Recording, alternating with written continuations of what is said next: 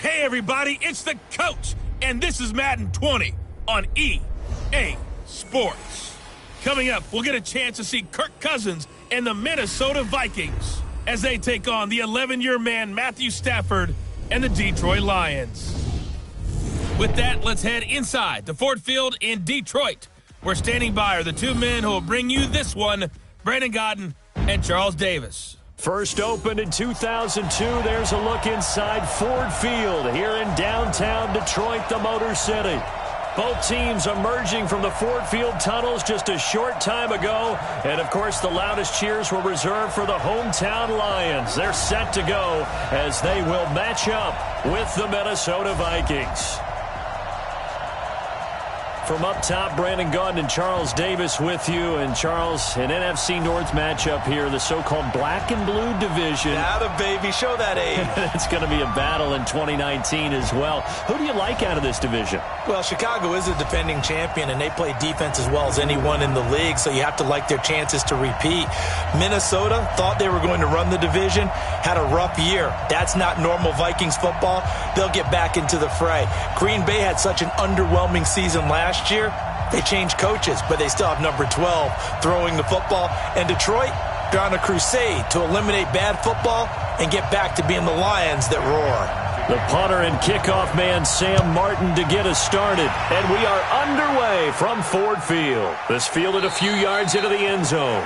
And no run back here. This will be a touchback, and it comes out to the 25-yard line. Kirk Cousins bringing out the Minnesota Vikings on a 2-game win streak right now at 4-2 through 6 weeks of the NFL season. And Kirk Cousins, just like the team, coming to life the last couple of weeks. Remember, he only attempted 10 passes in their opener, but he had it work in Week 6 against the Eagles. So aggressive, throwing the football downfield, and the offense of Minnesota aggressive in everything they did.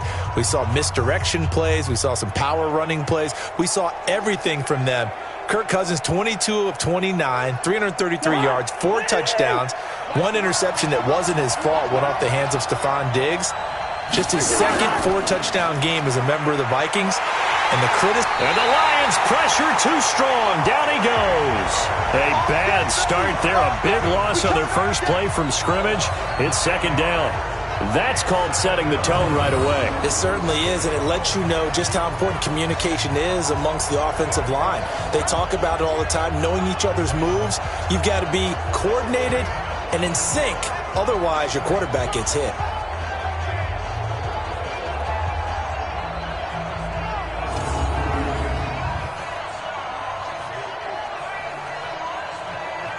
And they need to work to at least get some of this yardage back after the sack. 2nd and 19. Cousins now. That's complete to the receiver, Thielen. And he'll be out of bounds right around the 20. 4 yards on the completion, and it sets up a 3rd down. Let's take a look here at the offense for Minnesota. And the play of this offensive line is going to be so important in this game because we saw the sack a minute or so ago. They've got to be able to give their guy time to throw. That means communication and being physical is vital. Otherwise, this could be a long game. I don't think this is the script they had in mind for their opening drive. This is 3rd and long. From the shotgun, it's Cousins. And he's able to find Diggs. 17 yards, 1st down, Vikings. I think it all came together there. In-breaking route, drove it with excellent pace. Money throw right there to move the sticks.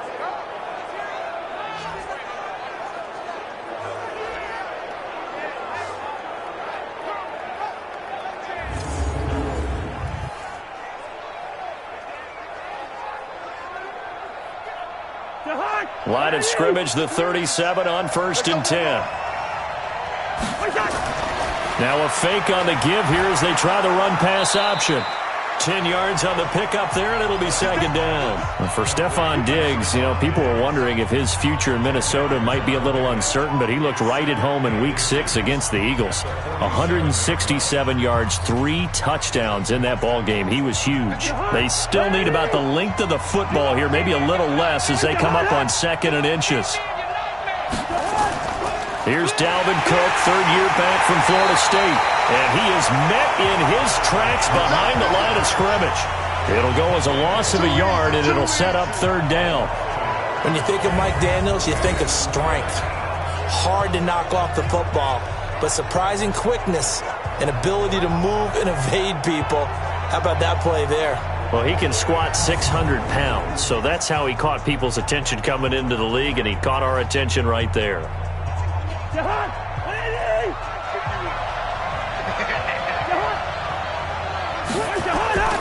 They'll run it. Here's Cook.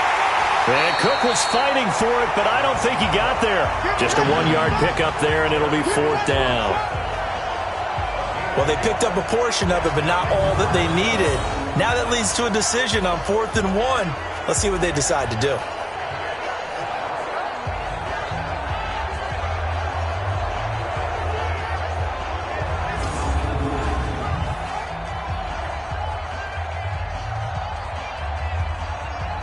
So on 4th down, Britton Colquitt on to punt. Jamal Agnew is deep to return it.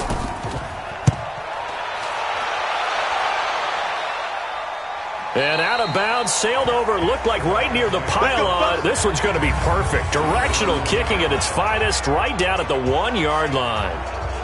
Brandon, you're never quite sure what the side judge or the field judge is going to rule there. That was awfully close, but in the end, he says it passed over the 1-yard line, and that's where they're going to mark it out. I mean, you can see it right there, right? See him walking up the sideline? Told him to stop right there at the 1.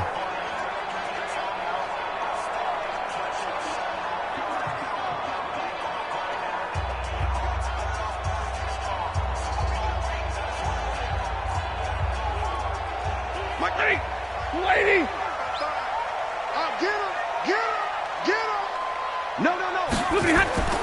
A look at Kerryon Johnson, second-year man out of Auburn. And he's able to get this across the 10 before being taken down. He'll get a dozen there, and the Lions have a first down.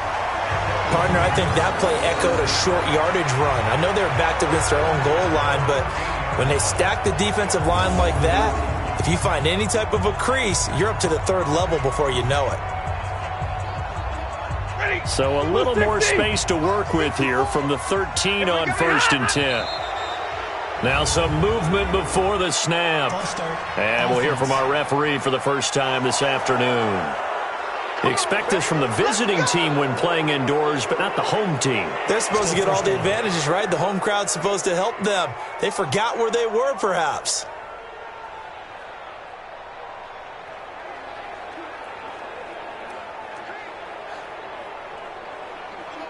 A false start backs him up 5, 1st and 15.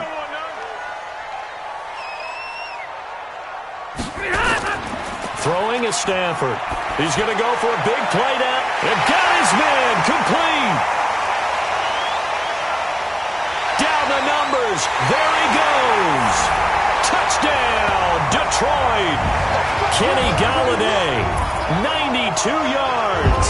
And they are able to strike first here on their opening drive. An ideal start for them, really. You force the punt, and then you go down and score. And you've got to see a fist pump on the sideline from the head coach, don't you? Because he's turned into his bench, and he's telling his team, this is how we prepare. Force the punt, go downfield and score. I told you guys, it's just like a boxer in the gym preparing for the fight. Now we get to turn it all loose.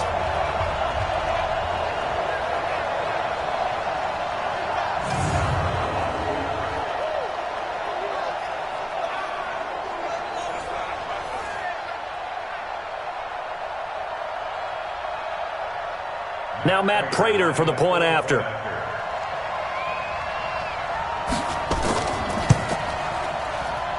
It's up, it's good, and the Lions lead 7-0.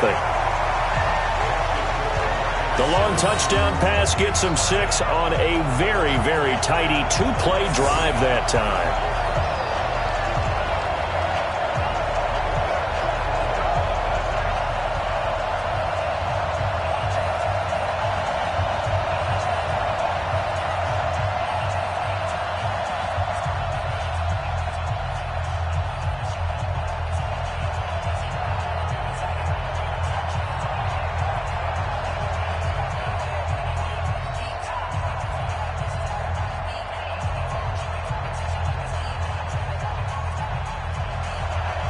So after the touchdown, Martin now on to kick this one away. This will be taken in at the 1. And he'll take this across the 25, a couple extra yards up to the 27-yard line. Vikings offense trots back out. And as they get this next possession going, CD, you had their game week 6 against Philly. Now they're at 4-2. What do you make of this team? We're finally seeing the Vikings we expected to see. They're putting it together on both sides of the ball because the defense has been pretty well a constant throughout the season. But now the offense has really joined them. It's not just Dalvin Cook running the football. Kirk Cousins can sting people downfield with Adam Thielen, with Stephon Diggs. They even got Kyle Rudolph involved in this game at tight end. So this is a team now that's playing with a lot of confidence, and they will be dangerous as the season rolls on. And Diggs was dangerous. What, do you have 3 touchdowns that game? 3 touchdowns, and the best part was after the game in his post-game interview, after a monster game for him, he said, yeah, but I dropped 2. So he's looking to improve. I like the idea to mix it up from time to time because, let's face it, you can't be predictable. But the execution was a little lacking on this one, right? They might want to go back to the drawing board with that call.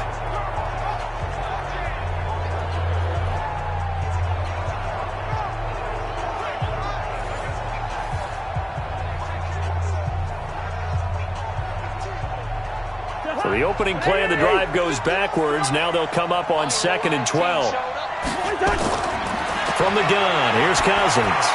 And this is Cook with the ground. And he takes this up to the 40-yard line before being corralled. 16 yards, a first down. Good route, good pickup for first down yardage, and that is a tough one to cover, the angle route, because a running back getting out of the backfield, if you're trying to cover that, especially if you're in the linebacker spot and you're seeing this play develop, he heads out towards the flat first, and that often gets you to overcommit running in that direction. Then he cuts back up inside you into the middle of the field. That's what we just saw there for a nice pickup. On play action, Cousins. Blitz coming, and down he goes. Devon Kennard came in there hard on the blitz and got him down 9 yards behind the line of scrimmage. And plays like that really hurt play calling. They had a really nice gain on the previous play, but gave about half the yardage back on the sack. Excellent pressure up front, nowhere to go with the football. Down he goes. After the sack, it's 2nd and 19, and the road gets a bit tougher from here. Cousins gives way to Cook, and he went backwards. He'll be down at the 30. The tally there, -2 yards, brings up 3rd down. Plays like we just saw there, that's why they're up right now. And the defense, they're doing their job. Yeah, it starts with the guys up front. So when you talk with GMs who are putting together a team, a lot of them say we're going to build from the inside out, because if you control the line of scrimmage, you control the rest of the ball game, and that's what we're seeing here. They're actually playing in the offense's backfield, not necessarily just playing at the line of scrimmage. Need something from deep in the bag of tricks here after 1st and 2nd down. Went backwards. It's 3rd and very long. Throwing is Cousins. That one into the hands of Thielen, complete. They do get 9, but it leads to 4th down. Well, the good thing about covering any game I do with you is I know that there's no problem with rhythm. Now, what we're watching offensively, a little bit of a problem there. Yeah, punt on the first drive, looking at another one here. Just a little slow. You know, they were talking about a fast start, but that hasn't been the case. Yeah, and let's face it, any team we cover always talks about a fast start. That's true. But it's not necessarily going to happen just because they say so. And whether it's the script, whether it's, you know, just what they're going through, whether they're seeing different defenses, they're going to have to figure it out as this game moves on. Colquitt on to kick as he sends it away. And he couldn't get it to check up. That kicks all the way into the end zone for a touchback. And Detroit getting set to go now. And coming up on their 2nd drive of the game, had the touchdown last time out. Now they have the football back. Chance to really seize early momentum. Feels to me like they had a really excellent week of practice. It all came together, but I'll bet you it got galvanized in the locker room in pregame. Somehow I think the head coach, his oratorical skills were on point. Stafford and the Lions now have it 1st and 10 at their own 20-yard line. from the gun. Here's Stafford. He'll get this one to Galladay. And he's going to get this one across the 30-yard line. 11 yards there and a Lion first down. On that catch, he's already eclipsed 100 yards here in the first quarter. Charles, he's on pace for over 400. And playing with great confidence, isn't he? I think he probably had it coming into the game, and now that he's really come out of the gate this strongly, how'd you like to be in the huddle with him right now? You know he's demanding the football. Me the ball. And guess what? I'd throw it to him. He's having a fantastic game, and they haven't defended him yet. Stafford now already over 100 yards passing in this first quarter. It's 1st and 10. A bit of an opening there on the first down run as they get this forward for about 6 yards. He'll get a nice chunk there on the first down run, and it's 2nd and 4. Despite the blitz, they're still able to pick up a nice solid gain. The disadvantage of blitzing often alters the normal spacing and run fits and leaves creases like they were able to exploit right there. The last run got 6, now 2nd and 4. Stafford going to give this one off to Johnson. And he'll be brought down right at the 45-yard line. That one a first down pickup of 8. We don't talk about it very often, but sometimes there's a dip in intensity when you start the second half, which can manifest itself in some sloppy tackling. And how about right there? He ran right through that weak tackle attempt.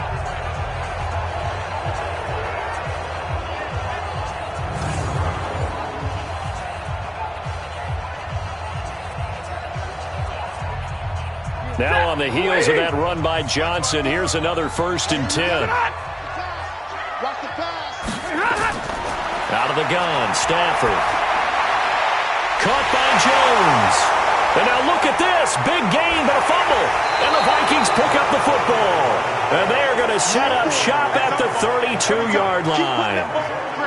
Well, he did what he's known for. He made the catch, then he turned into a runner, took the contact, and coughed it up.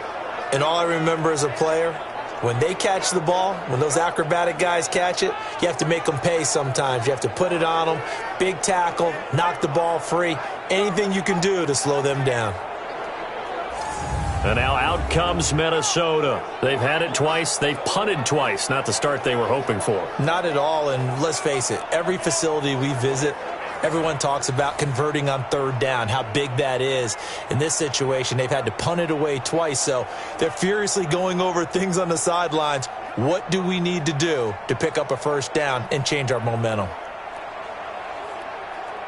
From the 32 now, here's 1st and 10. It's our time. It's our time. Cousins now after the fumble recovery. Oh, he's got a man wide open, complete. And he'll be taken down, but not before they work it across midfield. Great way to start the drive. 20 big ones and a 1st down. I don't care who you put on him. He's going to be a handful in one-on-one throws. Yeah, right now, you're right. They're in man-to-man. Maybe needs some safety help. I would say that'd be a good idea. Double team him somehow. I'm going to have to make someone else beat me rather than let him shred my defense. Cousins going to come up on a 1st and 10. And he's a perfect 6 for 6 here to start the ball game. Cousins. And Rudolph has it, the tight end. And he is tackled inside the 40, not quite to the 35. 13 yards as the Vikings pick up the 1st down. I got a kick out of that one, partner. You and I talk often about trying to hide receivers in certain situations. But a guy of his size, can't really hide him. But the tight end drag route, definitely an effective way to sneak him across the formation for an easy completion and a 1st down. And down he goes, taking it inside the 10, just shy of the 5 at the 6. He got 29 yards that time. And let's face it, that what we just saw there, not a surprise, is it? I mean, this is what he does well. And if you don't tackle him as soon as he catches the ball, this is the end result. Big yardage afterwards. Got the speed, the agility, so good with run after catch. And we're only in the first quarter, so they better get a wrangle and a hold on that quickly. Yeah, you're exactly right. And what's really difficult to try and defend him is if you want to press him so that you get him on the ground quickly after the catch, a lot of times he'll just run past you at the initial point of contact, and he'll go deep. first red zone chance now for the Vikings. They've got a 1st and goal to go at the 7. They'll throw again. Cousins to the goal line, but it's incomplete. He was looking for his tight end there, Kyle Rudolph, but it'll be 2nd and goal. And now the Lions defensive starters. As the Detroit Lions continue to rebuild their defense, they were so excited about the opportunity to acquire defensive end Trey Flowers from New England, who always put on big performances in the playoffs and in Super Bowls. And now the Lions looking forward to seeing that game in and game out. 7.5 sacks is his career high. They'd love to see that number get to double digits. They come up here with another shot from the 6-yard line, and it's 2nd and goal now. Cook. And this is going to result in losing yardage. They're driven back to the 8-yard line. It's a loss of 2, now 3rd down. Partner, I know we're in a goal-to-go situation, but my goodness, think about running the ball here. Not even a thought, is it? Defensively, they're in a prime spot. And I think the defensive guys are probably expressing themselves to them as well. I wouldn't run it here, guys. You might want to try throwing it. And back at the 8 now. 3rd and goal.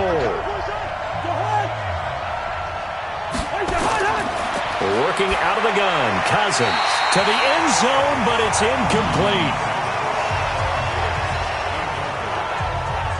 They went with the dime look that time on defense, just flooded the field with defensive backs, blanketed everyone, took away all the passing angles, thus the incompletion.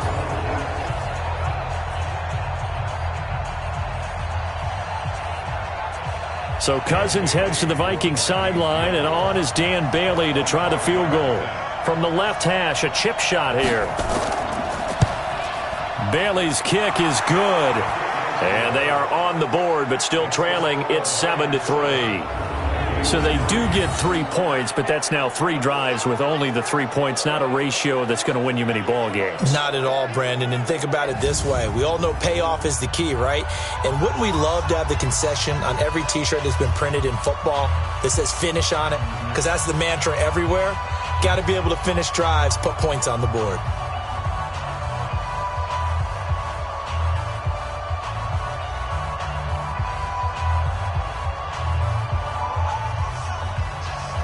Now after the field goal, Bailey will kick it away. This will be taken in at the 1. And he'll get across the 20 before he's brought down at about the 23-yard line. Here's the Detroit offense now as they head back out onto the field. And last drive, obviously not what you're looking for. You've got the lead. You got to protect the football. So in other words, someone got lucky because they've been moving the ball really well and wearing them down. In this case, though, giving up the football doesn't make them very happy. They can't wait to get back out there and atone for it. Yeah, try to atone for it here on this drive.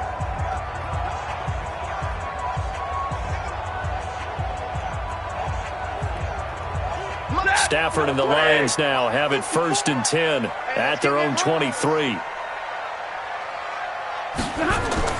Faking the give to Johnson. Now it's Stafford. And the pressure gets to him and brings him down. Stafford is sacked. The defensive end, Danielle Hunter, drops him. Well, they go play fake. The problem is nobody was faked out. And when no one's faked out, what's the end result? Sack. Quarterback gets hit.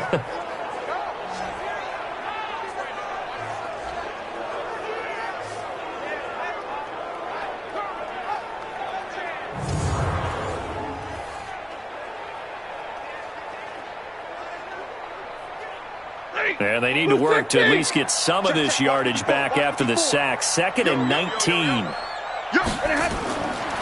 Stafford now to throw. Open man is Galladay, complete. 8 yards on the completion, but now they face 3rd down.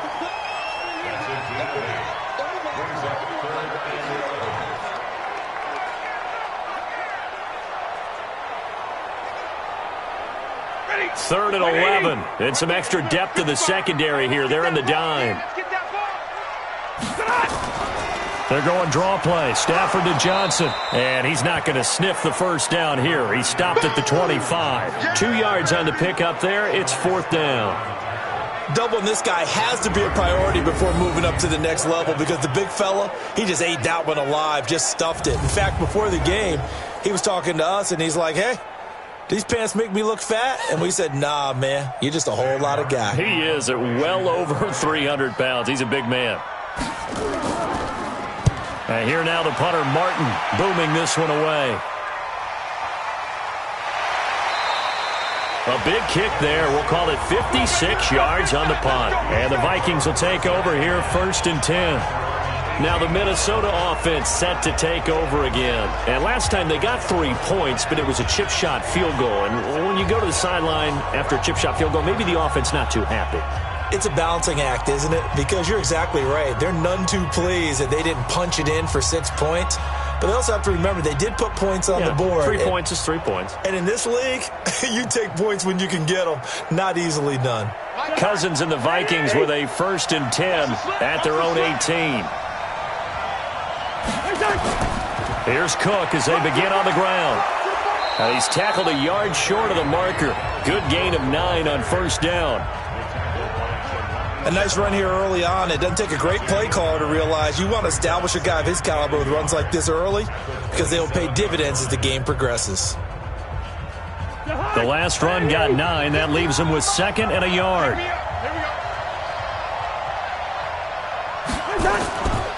Throwing, Cousins. He's going to air one out. And that one was nearly picked. Not sure he was accounting for the free safety. Now it brings up 3rd down. You've always been very good about checking my math. Am I correct? That's the first time that it's been incomplete when they've thrown it to him? Yes, he had caught every other ball coming his way. So they feel like they've got something really good going there, and they're going to continue to go there until the defense makes an adjustment and takes it away. Well, they finally made an adjustment there. We'll see if they can build on that stop. And he's got Kyle Rudolph. He'll get 15 and a Vikings 1st down. There are so many things to watch for when you play defense, and reading your keys, you always hear about that, and having your eyes in the right place. Sometimes your eyes can fool you. How about that play action there? And it sprang the big guy, didn't it? Able to dump it over the top to him.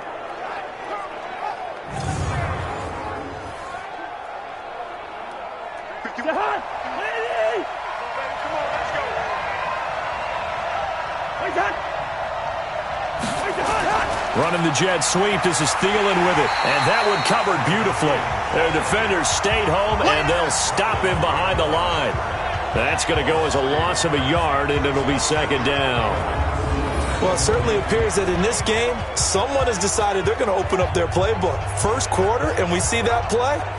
I like their style.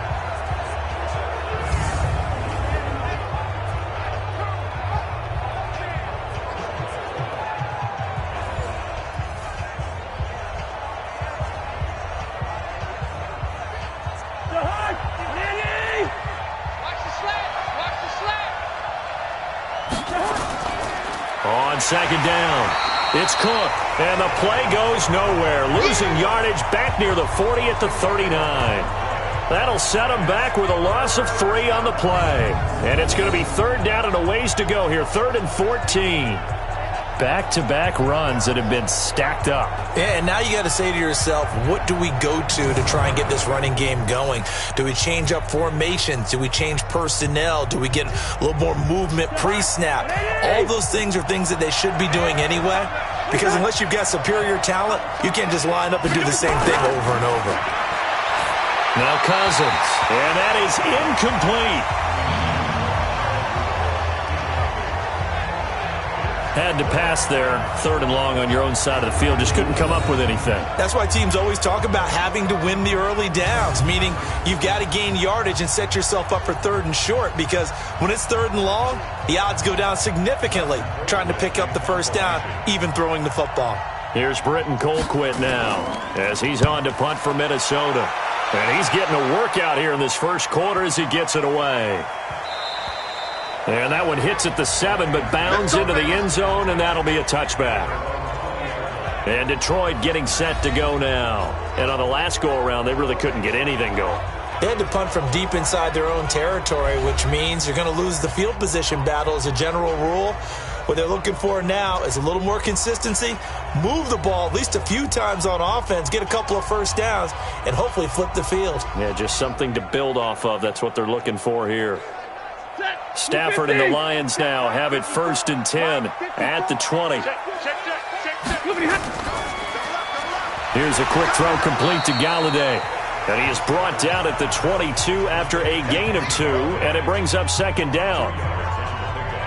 I think defensively you're okay with that. Here in the first quarter, he's going to get some catches, but they rallied to him quickly. And that's what you count on, and I like what you just said. First quarter, can you do it all game long? They catch it, you tackle them, they go down on the spot. Because when you're able to do that and you don't give up big chunks of yardage after the catch, now you put the offense in a position where every series they have to work hard to pick up first downs, and you tend to stall them out when you do that.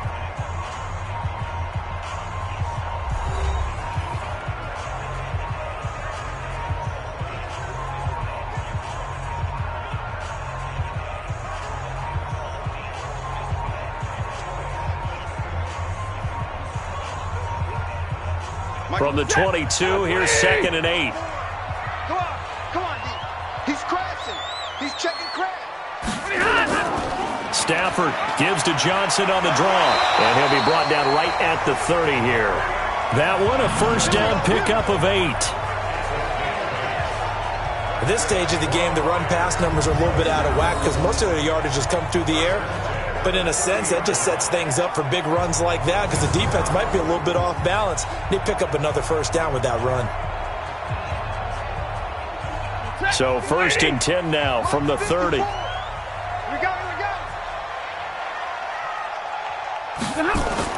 Here's Johnson. It's a 6-yard gain on the ground, and that'll make it 2nd and 4. Let's talk a little football 101 here because one of the keys to advancing the ball downfield, success on first down. Huge difference, as we know, between 2nd and 4 and 2nd and 8 and 9. 6 yards on that last play. Here's 2nd and 4. Don't get nervous. Kill. From the gun, a run for Johnson. Johnson, it's poke free. Football's out. And the Vikings pick up the football. And his guys are going to take over at the 39-yard line. The psychology of the game never ceases to amaze me because you would think there would never be a fumble from what we hear from coaches all the time, right? And how much they practice not fumbling. Practice it, preach it, talk about it all the time. You would think no one would ever turn it over. Yet they are humans out there running around, and we just saw another one. Opportunistic by the defense.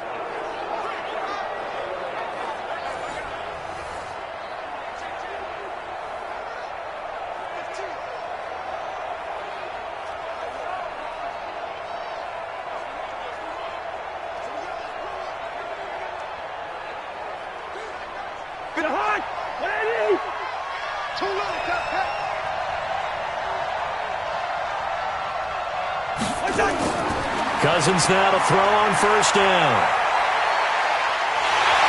And the pressure too much that time as Cousins goes down. Trey Flowers picks up his 2nd sack of the afternoon. I'm starting to feel for that quarterback back there. I mean, you know me.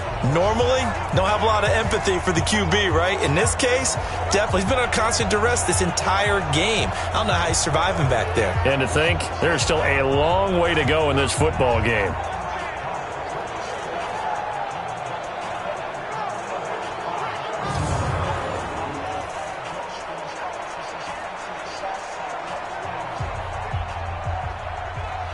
Sacks, a growing theme in this first half. This is 2nd and long.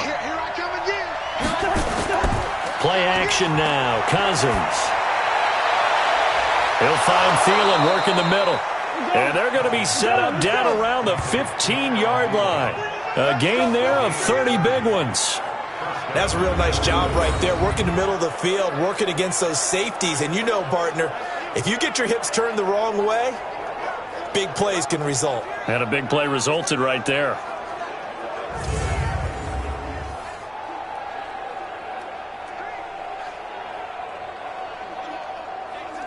So after the big play, look at this, all the way down at the 15 now on 1st and 10. Now we've got movement up front, and I think this is going to be on Minnesota. Maybe anticipating a blitz, and they jumped. Yeah, and if we saw it, you know that they saw it. The bad guys might have been coming on that play. Had to pick them up, and they jumped.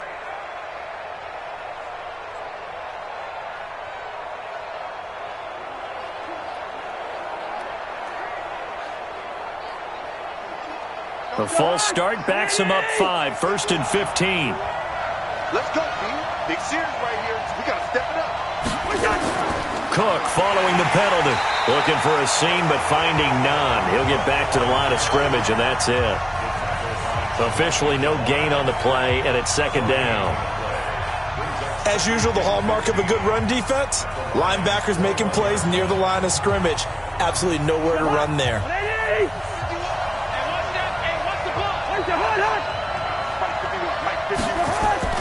On 2nd and 15 now. Cousins. Over the middle, it's complete. And he'll get it down this time to the 17. 4 yards on the completion, and it sets up a 3rd down. They like going to him in the slot. He catches another one. I think this comes under the heading of, until they stop him, why not go back to him? He has something going really well. Great working relationship with the guy throwing the ball, and they keep making the connection. On 3rd down, Cousins.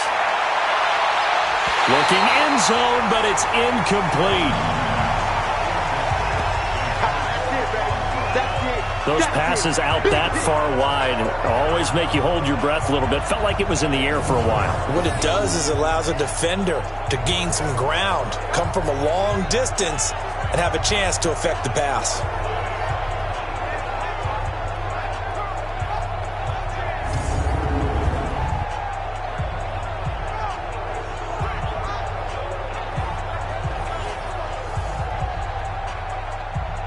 So out comes a field goal team now for the 2nd time here today. From the right hash, just a 34-yard attempt. And Bailey able to knock it through. And they'll get it back within a point at 7-6. No problems in the field goal department so far. He's 2 for 2. Pretty reliable here in this game, isn't he? And to me, that bodes well for them. If they need him late in the game, his confidence should be sky high.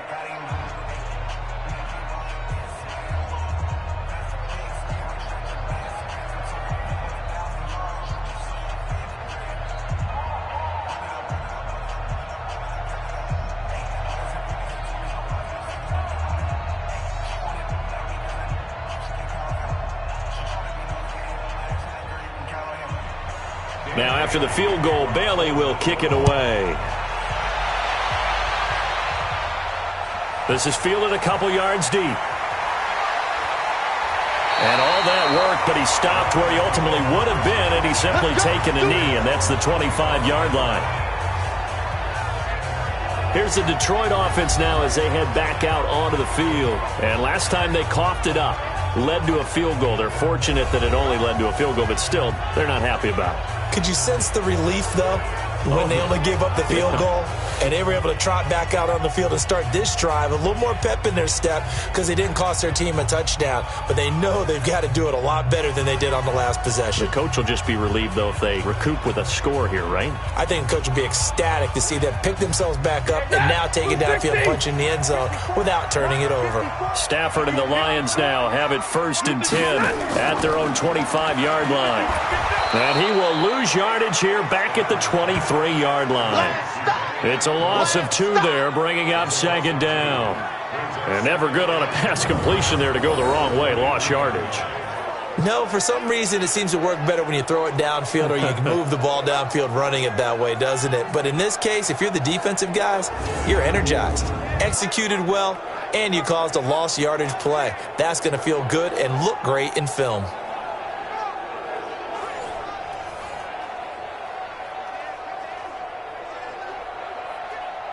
First play of the drive goes the wrong way. Here's 2nd and 12. They'll fake it. Now Stafford. Rush coming, and he's taken down. Danielle Hunter able to get in there for his 2nd sack of the afternoon. Brandon, if I'm an offensive coordinator and I see an all-out rush like that, I file it away because I'm going to use their aggressiveness against them as this game goes on. I'm going to hit them with a screen soon.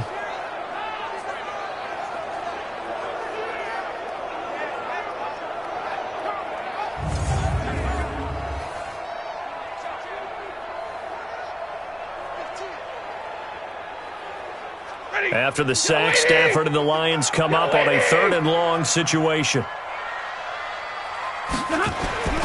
A shotgun snap for Stafford. Open man, he's got him, the tight end Hockenson. And this will not get close to the first down marker as he's brought down at the 26. They do get 9, but it leads to 4th down. And there's a completion to the tight end. And look at the size of these players nowadays. At that spot, 6'4", 6'5", and up. A lot of guys used to be basketball players, somehow came back to football. And that's really good for the game of football. You're getting better athleticism, great hand-eye coordination, guys who know how to control their bodies when they run their routes. Here's Sam Martin now, as he'll kick it away for the 2nd time.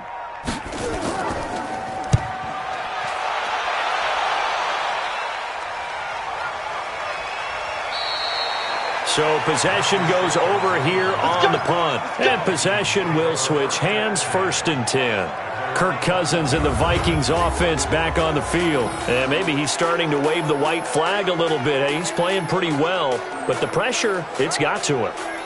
Has to find a way to step around it, step through it, or just handle it. Because as you mentioned, he's having a pretty good day overall. Just the hits keep coming and taking those sacks. That's not the way that they want to finish a ball game with their quarterback on the ground so much. He'd like to stay upright. When he's been upright, he's been pretty good. Here are the Vikings now to start their next drive. And after the field goal last time, we'll see what they can get here. At least they got points out of the last drive, Charles. I've never met an offensive coach that didn't want to drive to end with a kick. Most of them wanted to end with a PAT, right? In this case, a field goal, they'll take it. Way better than the alternative, which is a punt. Yeah, but you met fan bases that wanted that, that weren't happy with that field goal. I haven't met a fan base yet that wants to drive to end with a kick, other than the extra point. That's it. That 1st down completion only netted him 3. 2nd and 7. Cousins now. Completes it to the fullback, Ham. They had 3 yards on 1st down, just 1 yard there. I wouldn't be surprised to see the next step in utilizing this position is to actually utilize more of a scat back in this spot. Because we saw the catch there, right? He made it. There's a bigger, stronger guy, maybe not quite as elusive as maybe someone else you would put there. Yeah, didn't get the big yardage there you might out of a smaller back. Cousins from the gun on 3rd. This is Johnson. He's got it. And down he goes, but he takes it up to the 40. He'll get 15 and a Vikings 1st down. Now that was pretty. They executed that curl route versus zone coverage, and that changes things a little bit because against man, it's often a tight curl, tight, sharply run route. Against zone, you're just looking for that open spot, that dead area, so you make curl a little bit wider just to get to that place. And usually a tight window. He fired a bullet in there for the completion.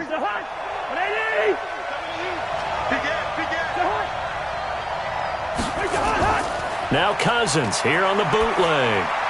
Complete. Smith has it. Just a yard on the catch there. It'll be 2nd and 9. And, partner, I think that was a great example that not all tight ends are created equal because everything was right. Got the completion, but he's not one of the more dynamic guys in the league. So even though he caught it, couldn't turn it into much more. They only got a yard out of that last completion, and that makes this 2nd and 9. Now a run with Cook. And the running lane's non-existent in this first half as they'll stop him behind the line. He lost 2 there, and it's 3rd down. Another example right there how this defense really is winning the entire game at the point of attack. Yeah, right there at the line of scrimmage because they are dominating it. It allows their interior guys to get upfield and spill into the backfield. So how are you going to combat that? You know, people say bring in your tight end, keep him in. Your running backs, they have to step forward. Bottom line, your offensive line has to block them first to give yourself a chance. From the gun, here's Cousins. And it's going to be incomplete. He was able to catch it there on the right sideline, but out of bounds, says the line judge. And it's going to bring up 4th down. And based on my math, they've only converted 1 time thus far in this game, so you can see the frustration starting to come out a little bit. 3rd downs, they've been a problem for them all game. They've got to start becoming solutions. Here's Britton Colquitt now. He's been terrific so far.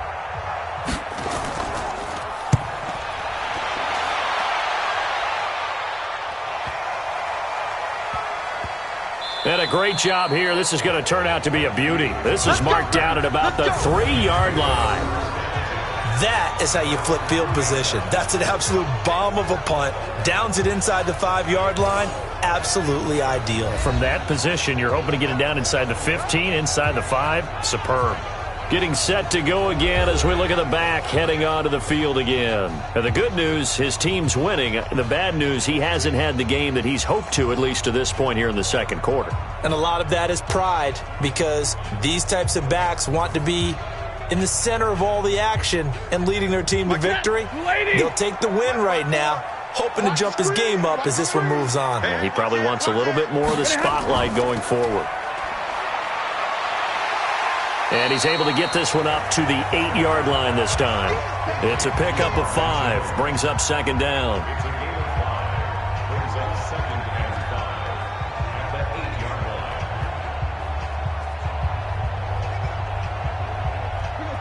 Red 80. Mike 54. Hey,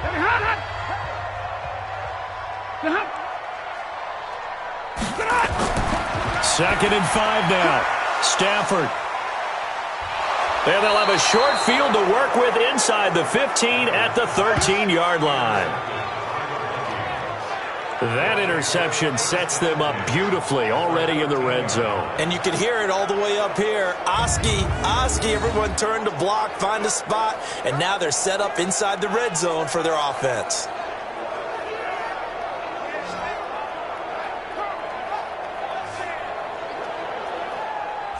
And you see Dalvin Cook and the offense heading back out. He's had a good chunk of carries. Problem is for very little success. I don't want to put it all on his shoulders, but that's a big reason they're losing right now. Have to be very careful that he doesn't start pointing fingers. Offensive line obviously trying. The defense is doing a nice job against him today. When it's all said and done, it's all about the guy in the mirror. He has to get it done better going forward. See if he can look and do some soul searching now. The previous play is under review.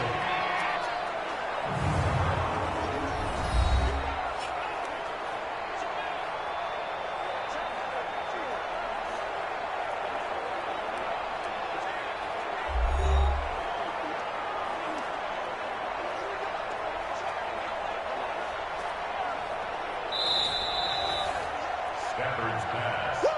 Let's go, man. Kick 6 all day. Don't throw my side. After review of the play, the ruling on the field stands.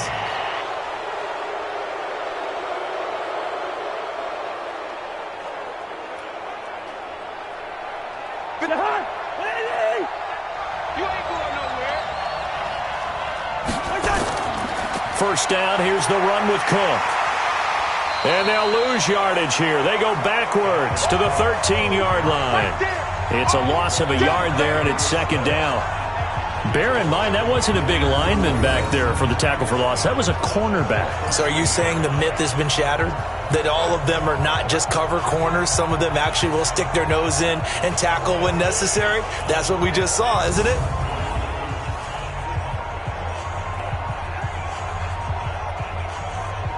A loss of a yard there to start out. That leads to a 2nd and 11. Play fake. Cousins. And this one complete to Smith. And they corral him just a couple yards shy of the end zone. 11 yards there, first down. And after that completion, you can understand why so many teams in the league are emphasizing speed on defense at every position. The tight ends have created so many tough matchups now. If you can't run with a tight end as a linebacker, this is going to be the result every time. And Thielen's got it. Touchdown, Vikings. 2 yards on the touchdown there. And the Vikings have taken the lead. There was no going through the progressions on that touchdown pass. Yeah, nor was it necessary. His receiver won that route early, presented himself. No reason to wait. Go ahead and put it on him and score a touchdown.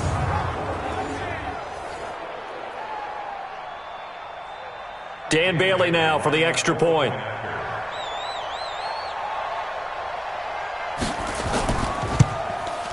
And he puts this one through as the lead moves to 13-7.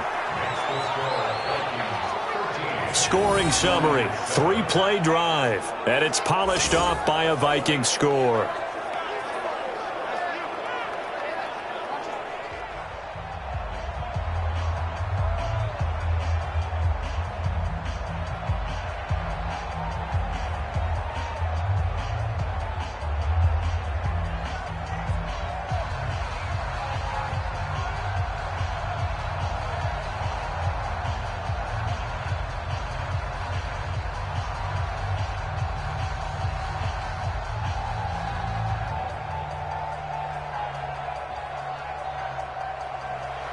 Bailey now to kick it away after the touchdown. This will be taken in at the 1. And not a bad return here. He gets it out to the 25-yard line. Let's go. Back out is Matthew Stafford in the Lions offense. He's had a solid start to this game, but bottom line is they're losing, so he doesn't care about his stats. He just wants to right the ship on the scoreboard.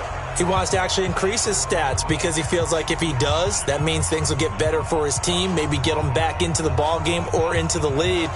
In these situations, I remember playing with a quarterback once where he actually ran out onto the field first ahead of everyone else just to say, guys, let's go. Try and create that energy, create that spark. Well, so far he has 1 touchdown, 1 interception. He'll be looking for that second touchdown now. They throw right away, and that's complete out on the right side. He'll be dropped after a gain of about 6 across the 30 to the 31.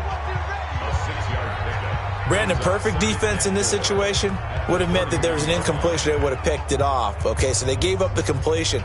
But I really enjoyed watching how the defense stayed in sync, stayed in great communication. And as he dragged across each zone, you see him pointing, communicating. There he is, and they passed him off to each defender. Ended up making a nice play, even though it was complete. They try to throw on second down, but this one is incomplete.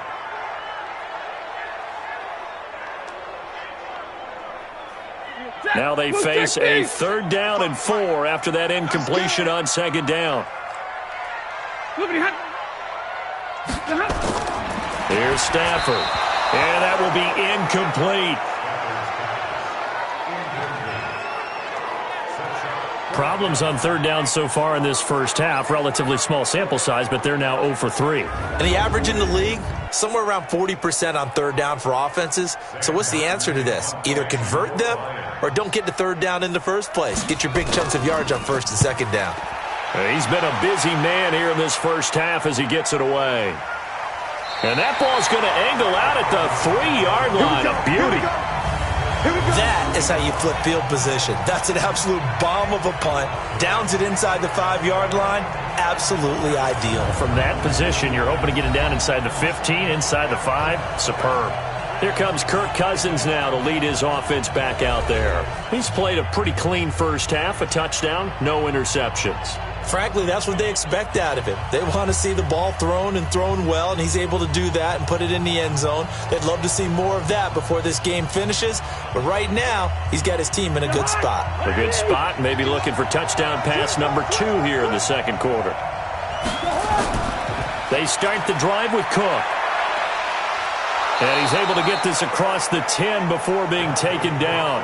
10 yards, and it's good for a Viking first down. I guess it's good we can't really read the mind of the defensive coordinator now, huh? Had him pinned back there deep, give up that run.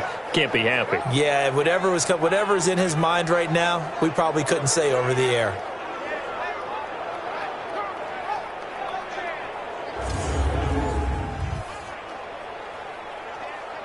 So a little more space to work with here from the 13 on 1st and 10.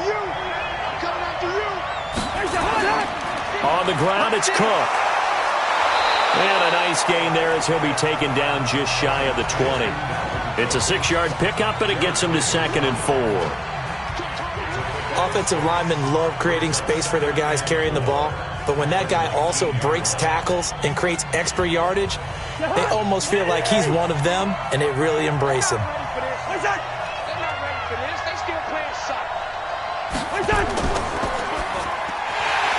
And his pass incomplete. He's lucky to be getting that one back. After what they've done with him all day long, with all the targets trying to go after him, he's obviously gotten smart, and his pride has kicked in. Made a terrific play. The Vikings on third down. They've converted a third of their opportunities, 3 for 9. This is 3rd and 4. From the shotgun, it's Cousins. That one into the hands of Thielen, complete. And he gets it here to right around the 24 before he's out of bounds. He's got the first down. He's got a big game going right now. Already over 100 yards receiving in this first half alone. 3rd and 4, he did just enough. I mean, just enough to move the chains. And that's all you're looking for, right? Just want to keep the drive moving. You don't need the big play there. Just get to that marker that you described, and he was able to do just that.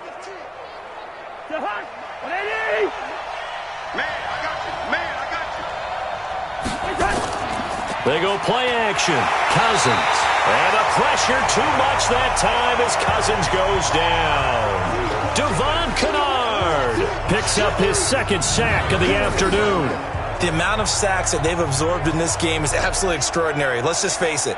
This offensive line, flat out, cannot handle this pass rush. It's been demonstrated time and time again.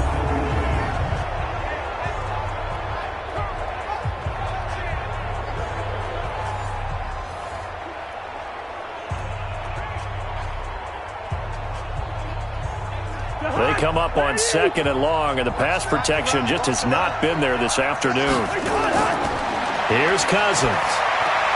That'll be complete to Cook. No gain on the play, and it'll bring up a 3rd down.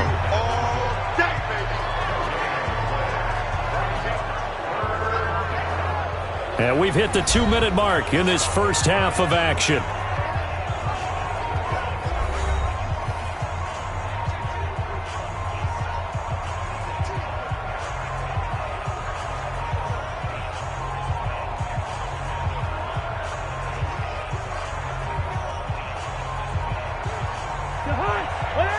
A reminder, coming up at halftime, Jonathan Coachman will join us from Orlando with our halftime report. The business. A 2-minute drill before the coach's 2-minute drill. The Lions will use the first of their timeouts. So as they take it over, we step aside.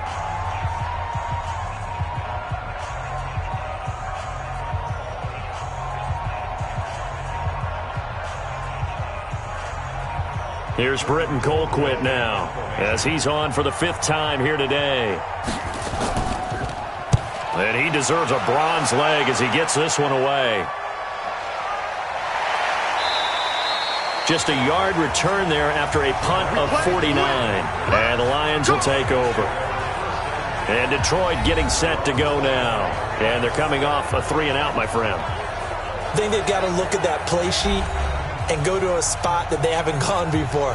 Time to shake things up a little bit to try and get this offense moving. Okay, so how do you do that? How do you shake things up? You look at what you've called before, realize it hasn't worked so well. Go to something else. And maybe you try and find one of those special plays from one of your better players, and maybe try and hit something big and get things going in the excitement area.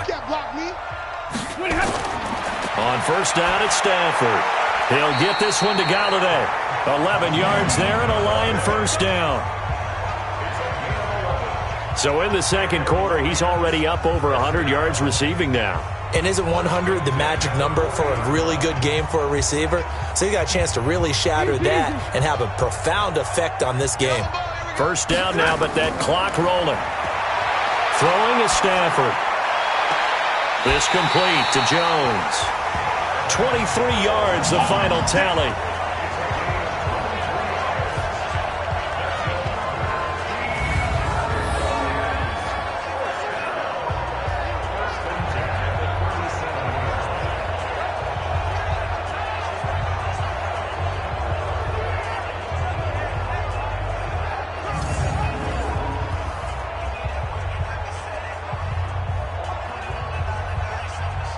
Back-to-back good plays have them on the move on first down. The Lions now going to use the second of their timeouts as they'll stop it with just over a minute to go before halftime.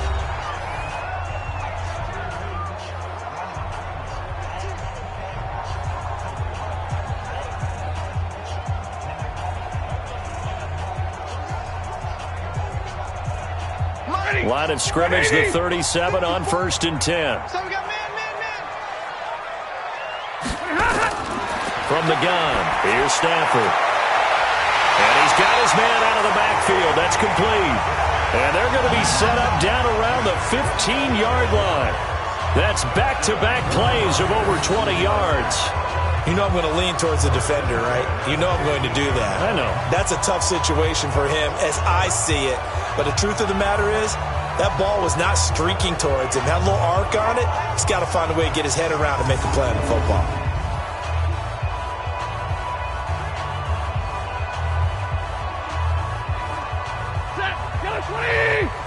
Check. Walk 54. From the red zone now, Stafford. That's to his running back, Kerryon Johnson. And he's able to work it here to the 8-yard line. Give him 7 on the play, and that'll make it 2nd down.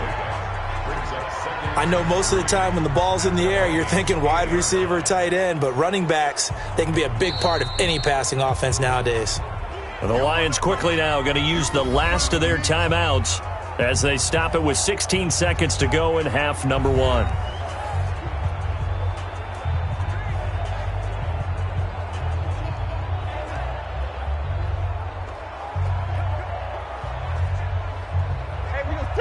Lady! 54! Mike, 54! Let's go! To throw again on 2nd down. Stafford, and that's going to be incomplete. 12 seconds left.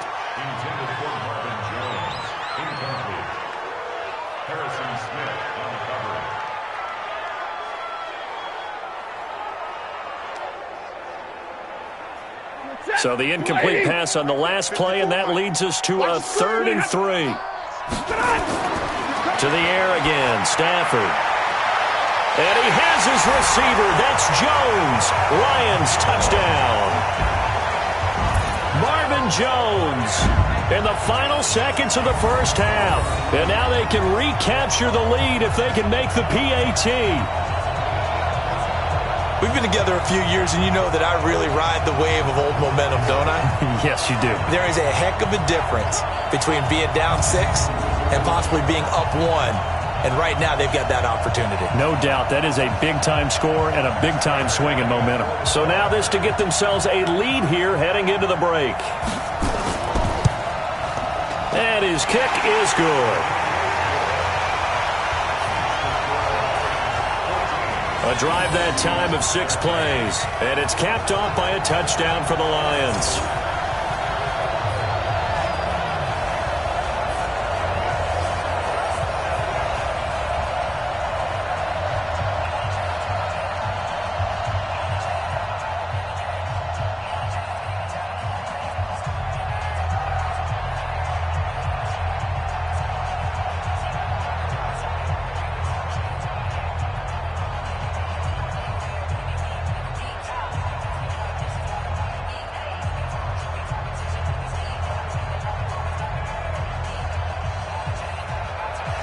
Here's Martin now following the score as he'll send this one away.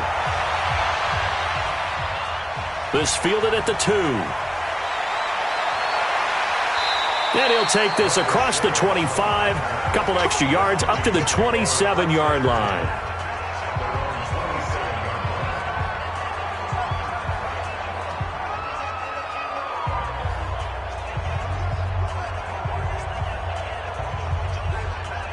Here are the Vikings now to start their next drive. These guys had to punt their last possession, and that's become too familiar of a refrain. Too many of these drives just wound up going nowhere. But you know how in baseball, when the pitcher gets a base hit and he's on base, they bring his jacket out to him to keep him warm?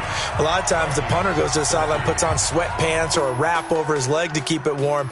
He might need a massage from the trainer right now from all the work he's getting. Okay, right, Brandon. Thanks very much. And welcome in, everyone, to this slimmed-down version of the EA Sports Halftime Report. This one has the look of a game that could very well go down to the wire.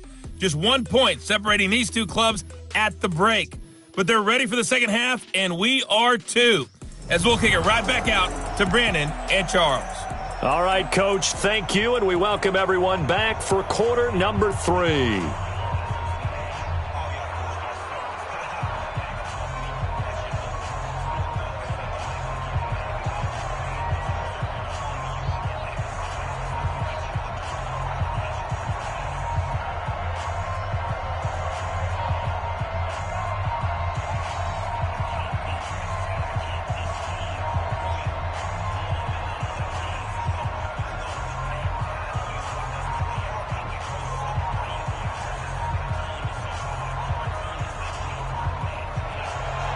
The Lions in the lead, and they're going to get the football first as well as the second half is underway.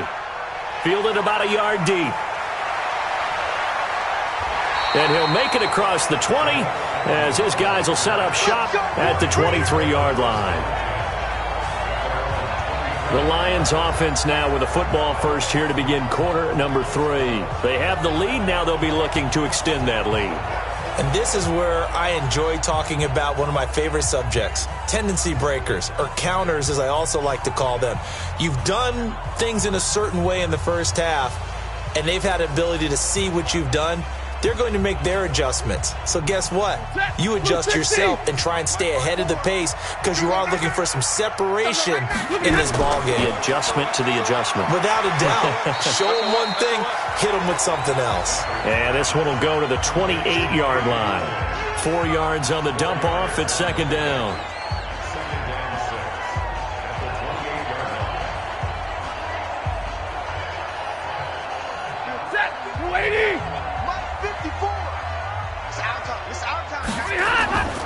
On second down now, it's Johnson. And he's going to be taken down here with a penalty flag on the field. Holding offense.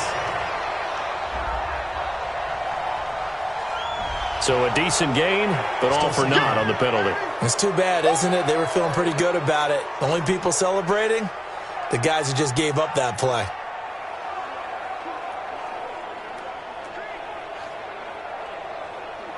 They'll come up now on a second and long after the hold. You ain't doing nothing today.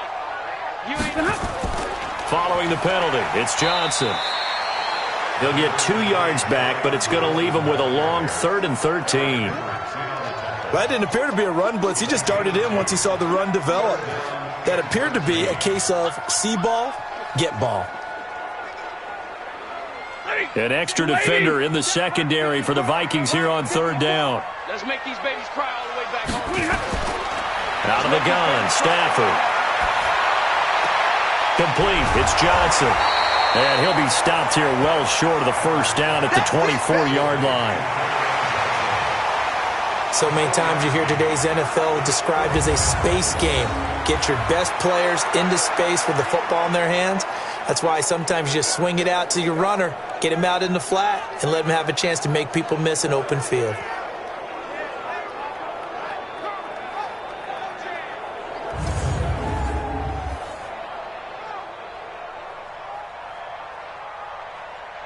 Here's Sam Martin now, as he'll punt it away for the 4th time today.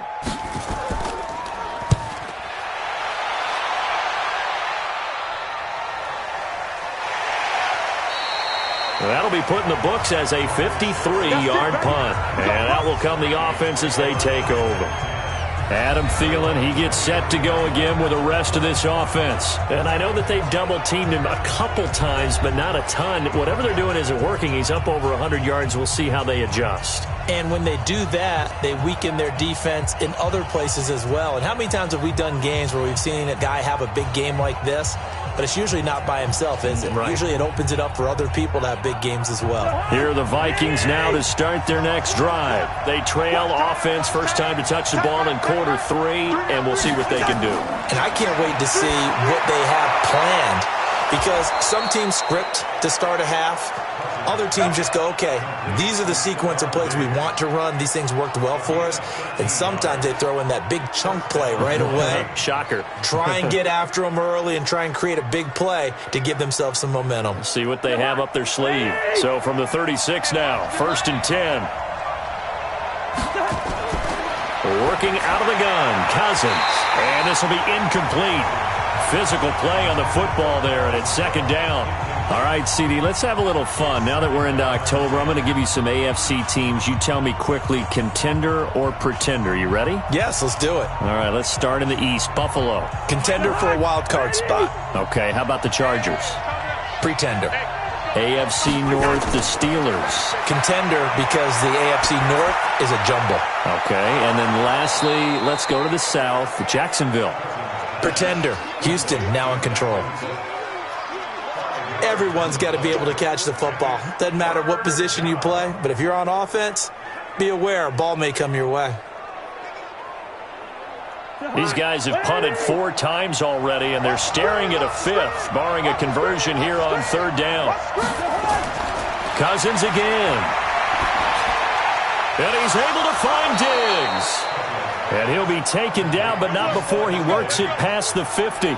It's a gain of 11 as the Vikings pick up the first. Would it be safe to say that as precise as routes are supposed to be run in the NFL, maybe they're not quite as precise in college ball? That's accurate, yeah. And I think we saw a college route in the NFL there. Just find the soft spot, find the dead zone, and find the first down. And that's what he just did. So the ball moves into Lion territory now. Here's 1st and 10 at the 49-yard line. On play action, Cousins. And that's going to be incomplete. Too tough to hold on to that one. It's 2nd down.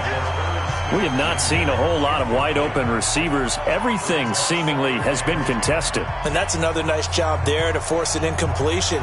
They've been very cohesive, knowing each other's moves all game long, and they've been on the spot just about every time. And they've held them in check on the scoreboard. To throw again on 2nd down. Cousins. He gets this one into the hands of Dalvin Cook. It'll be a 3-yard gain, and it'll be 3rd down. And we see another pitch and catch there to the running back. This position just continues to evolve. They become just as critical to the passing attack as a lot of receivers, tight ends, because their ability to make people miss in the open field can really generate big plays for an offense. Throwing is Cousins. That's complete to the receiver, Thielen. And they'll get him down about 3 yards short of the first. They get only 4 that time as that leads us to a 4th down.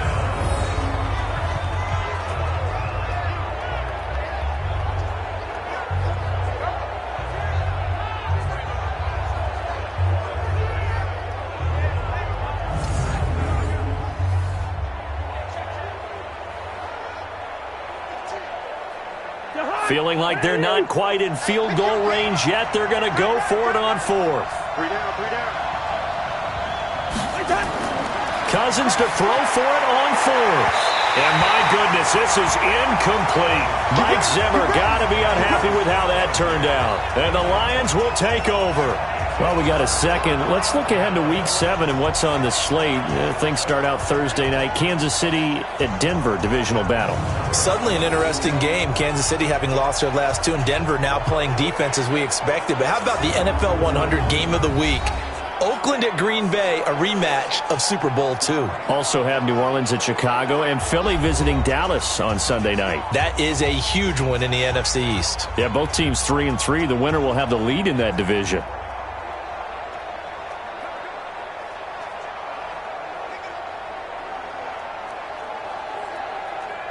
They've got good starting field position as they come up here 1st and 10 at their own 42. They begin the drive with Johnson. And 3 yards there takes him to the 45. What's the old expression, 3 yards in a cloud of dust? In this case, it's dust-covered pellets. It's no longer that old grass that we used to play on, right, and chew it up. Now we've got that artificial surface. You see the pellets go up. Still a nice play by the defense. Hey, let's get that ball, dude. Let's get that ball right here. Hey, alert 3, alert 3. From the 45 on 2nd down. Stafford, open man is Galladay, complete. And he'll be taken down across the 50 at the 45 in enemy territory. It's a 1st down on a gain of 10.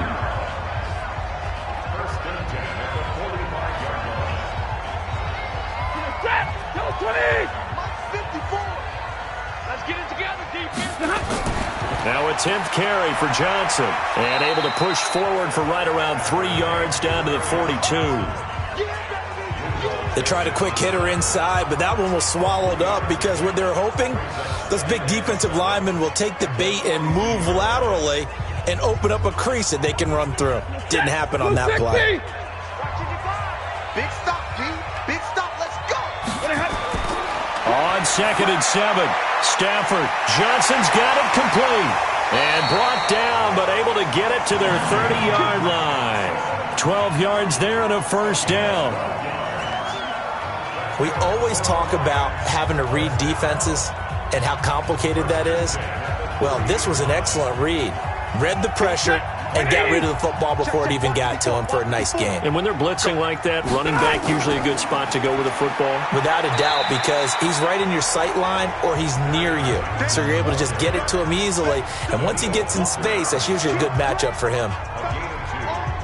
They tried a quick hitter inside, but that one was swallowed up because what they're hoping, those big defensive linemen will take the bait and move laterally and open up a crease that they can run through.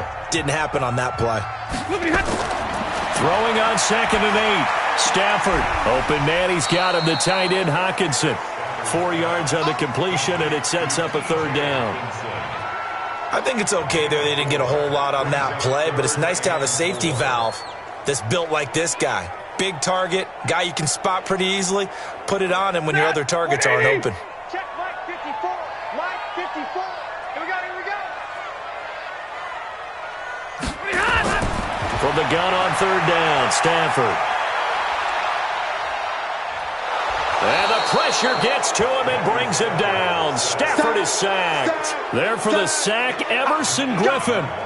And, partner, it's safe to say that the secondary really contributed to that sack. Yeah, nickel set, 5 defensive backs. They covered everything. Nowhere to go with the football. But my question is, why didn't he throw it away?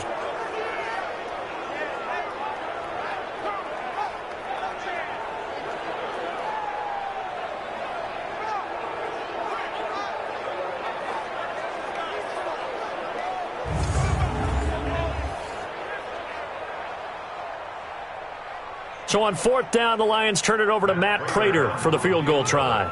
This will be from 49 yards out. And the 12-year veteran knocks it right through, and that'll move their lead up to 4 now. So as it turns out, that sack doesn't wind up costing them, Charles. They at least get points, get 3 of them. Yeah, that's where your kicker can really come to your rescue because you know after the sack there was a little consternation there. Are we out of field goal range? Are we going to be able to get 3? In this case, he stepped right up and gave them exactly what they needed.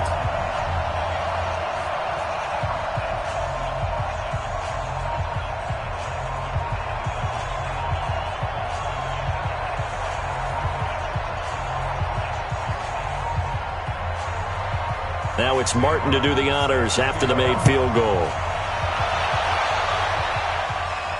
This is fielded at the goal line. And he'll bring it back to just about the 25. Call it the 24-yard line. Kirk Cousins now gearing up to lead this offense back out there. How do you break down his game so far? Just the 1 touchdown pass, but sometimes the touchdown pass stat category, that doesn't tell the whole story. It really doesn't. Not until you balance it with the error side. You know, and in this case, he hasn't thrown any interceptions. So a lot of people would call this almost a pedestrian game, kind of a bus driver game. But that's just really wrong.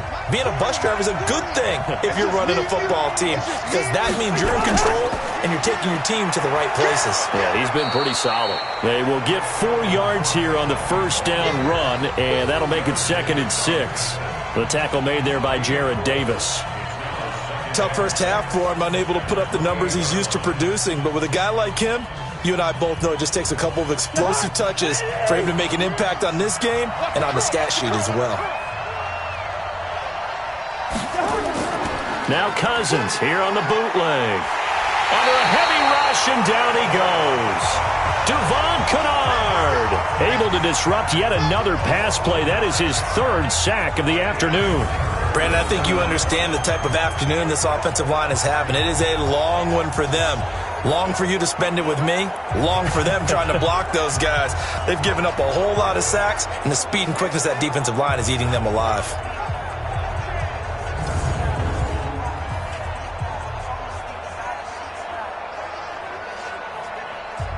So now after the sack, Cousins and the Vikings come up here 3rd and long. 3rd and long for Cousins. And this one hauled in by Rudolph. And he was able to shed the tackle, but the reserves come in for the stop. They get only 4 that time as that leads us to a 4th down. That's certainly playing down and distance very well by the defense, isn't it? Take whatever you want underneath by all means.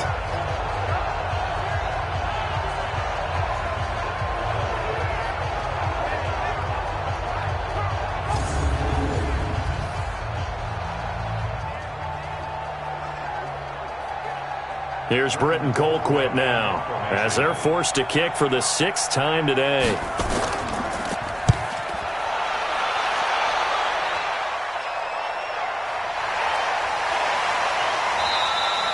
A field flipper there, a 47-yard punt coupled with a loss on the return. And the offense will take over with a new set of downs.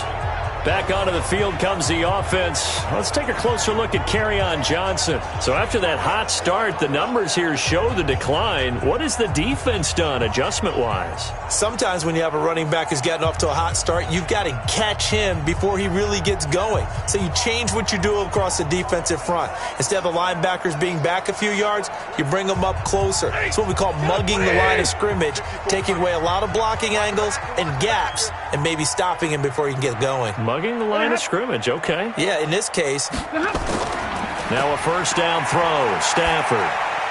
Wide open receiver complete. And they get him down, but not before he takes it across the 40-yard line. First down for the Lions on a nice pickup of 18 yards. And that last reception puts him over 150 yards now on the game, Charles. And now it's not just execution. It's not just performance. It's a mental aspect that's going on. Because right now, he has got the defense so much on their heels, got them looking at each other. Who's going to cover this guy, and what type of coverage can we put out there to try and slow him down? One play has him up past the 40 already, and another 1st and 10.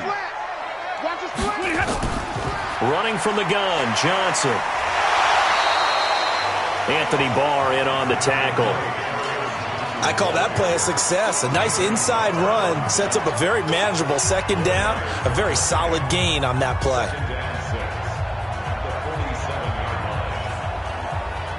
The run got 4. Now they deal with a 2nd and 6.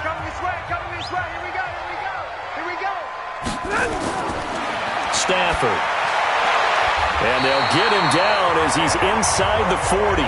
And this is going to turn into another first down as the tackle is made at the Vikings 39. Well, this is where reading defenses and practice time comes into play. You've got to know what you're running versus zone versus man and how to run the proper route. And they just executed that one pretty well. So from the 39 now, they'll come up on a 1st and 10. They'll run it with Johnson. And this one's going to go the wrong way. Losing yardage back at the 42. Call it a full 3 yards in the wrong direction there. Brings up 2nd down. I like the strategy. Extra tight ends, extra beef. They want to run the football. But that means they probably want to run it inside. If you get strung out on the perimeter, you're in peril. Yeah, we saw the result. Negative yardage.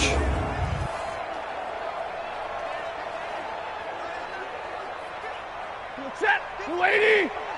Check, 55 to Mike. Check. Now on 2nd and 13. Stafford. And that going to be incomplete. A lot of contact, no call, and it's 3rd down. That would have been a great catch, but real difficult to hold on to it because it was contested all the way. Would have been a great play if he'd been able to haul that one in. An incomplete pass on that last play, and that means they'll need to come up with something here on 3rd down. Off the draw, here's Johnson.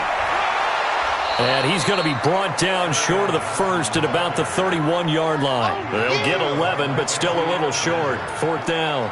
They had quite a hole to dig out of there on 3rd and long. Not able to get the first, but a pretty good-sized run. A really good run, but how much confidence do you have in your next play call that you can sell to the head coach? Let's go get it on 4th down. Do you really have a play you believe in, or are you just hopeful? And you've got to sell it to the big man before it gets called. And this one looks good. It is good. Right down the pipe. And that'll make this a 7-point game. So that's a 7-play drive that ultimately stalls out there at the end. Yeah, things were a little leaky in the beginning on that drive, weren't they? But how about the front 7? As they got closer to their goal line, things stiffened a little bit, forced the field goal.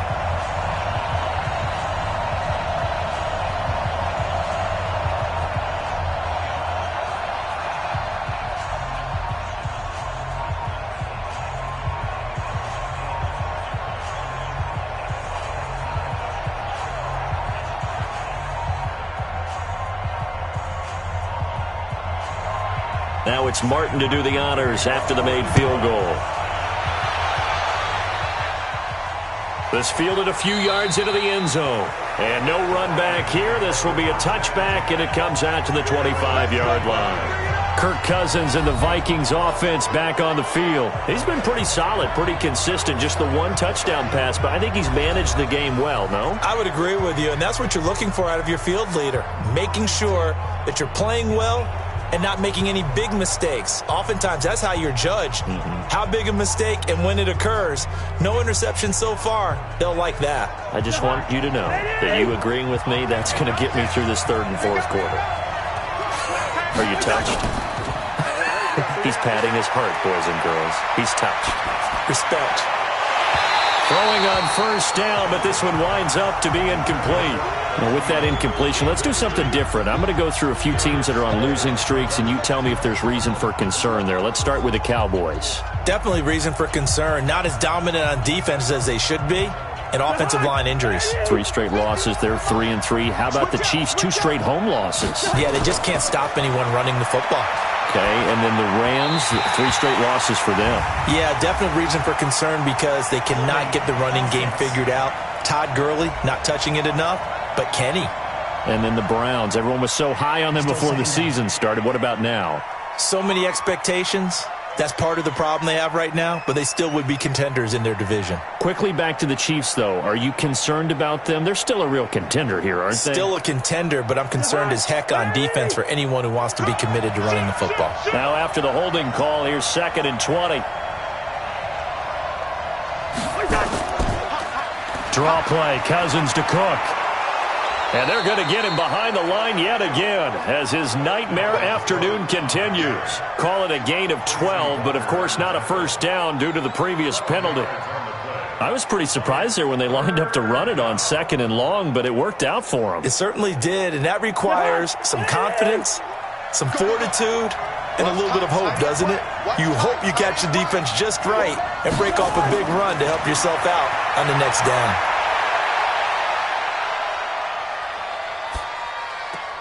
And he finds Cook. And he's taken down but able to slip across the 35. It's a gain of 11 as the Vikings pick up the first.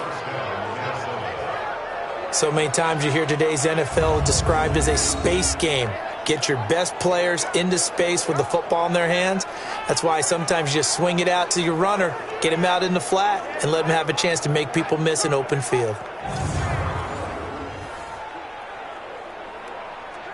Under a minute to go in this third quarter as they come up 1st and 10.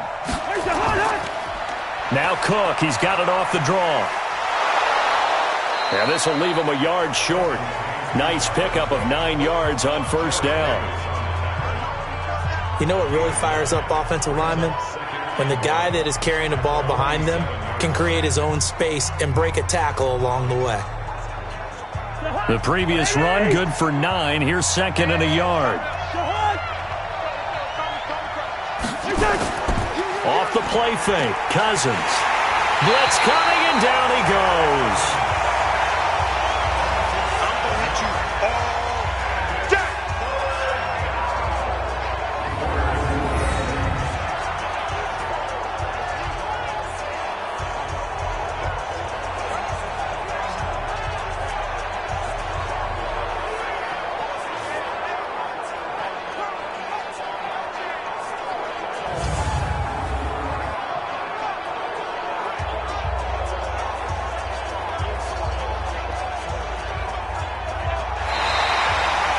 So they'll get a little extra time to come up with his third down play as we've played 3 quarters. And that'll do it for the end of the second quarter.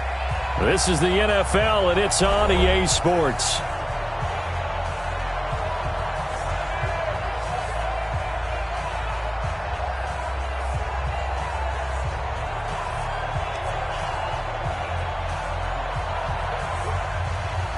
And on 3rd and 8, defensively, they're going to beef up the secondary. 6 defensive backs. From the shotgun, it's Cousins. That'll be complete to Cook. And he'll only get this to about the 44 as they stop him short of the line to gain. One thing I think that's safe to say defensively, the tackling's been really good. And because of that, it's been very, very hard for them to move the ball because you're not getting the benefits of run after catch. They're tackling them almost on the spot. That means you have to run extra plays, harder to move it.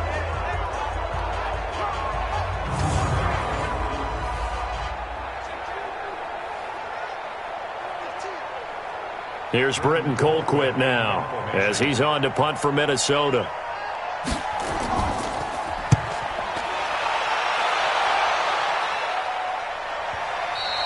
And this is going to hit the goal line and continue on into the end zone for a touchback. Here comes Matthew Stafford now to lead his offense back out there. So, Charles, there are the numbers. What's happened here? Defensive adjustments that's caused him to sort of fall off a bit? I think so. That has to happen. You've got to make some changes because in the first half, they were pretty effective. But the second part is sometimes when you're doing really well, you get off your game a little bit. You get off the gas a little. You're like, okay, we've got this thing. And that's not necessarily the case. Maybe right now, someone just needs to tell a joke in the huddle, loosen things up, and get their big guy going again. He'll get about 3 as he's taken down at the 23. Well, with the fumble he had earlier, we know how key keeping the football is here. That fumble earlier probably at the forefront of his mind. Just hold on to this thing. It's also at the forefront of the mind of the guys who are trying to get the ball from him. And since they've seen him drop it on the ground before, they're doing everything possible to have him do it again. They need that turnover. A second down pass play there, but it's incomplete. So the pass goes out of bounds, but he was not outside of the tackle box when he threw that. He's got to be careful. You and I both know if it's even close, they're going to give it to the quarterback. They don't want to throw that flag unnecessarily. So if you're just in the area, you're going to be okay. The Lions on third down. It's been a problem. Just 1 for 7 thus far. This is 3rd and 7. Stafford. And the throw there going to be incomplete. Critical play in this football game because if they pick up the first there, that clock keeps rolling. Has to be a little frustrating for them because they know that if they pick up a first down there and continue to eat away at the clock, really increases their chances of closing this one out. Now they're likely going to have to give the football up and sweat it out on the sideline. Here's Sam Martin now as he's on to punt for Detroit. Sherrills to return it. Officially, that'll go as a 52-yard punt. Not too shabby. The Vikings offense now heading out to take over. And a tight game after punting last time. See if they can get something going on this drive. As they head to the field now, with the game this close, you've got to feel there's a sense of urgency for them going on offense right now. But they have to do it without letting panic creep in and affect their play. Kirk Cousins last year started all 16 games but only led the Vikes to just 1 fourth-quarter comeback like he's trying to do here. On 1st and 10, Cousins. That's to Cook out of the backfield. And he slips up past the 45 before being tackled. 10 yards, and it's good for a Viking first down. He's having a big game through the air, and sometimes those smart decisions just dump it off. That's how you continue to have big games through the air. I agree totally. That's a great analogy, a great way to put it, because he doesn't get too greedy where everything has to be pushed downfield, trying to create big plays that aren't there. You dump it off and take... This is caught inside the 15. And he is able to take this way down into Detroit territory. They absolutely had to take some chances downfield trailing here in the fourth quarter. So why not go 4 verticals, send the guys downfield, say make a play? And that's one of the favored routes of offensive coordinators. You know why? Because receivers can be open at any point running that route.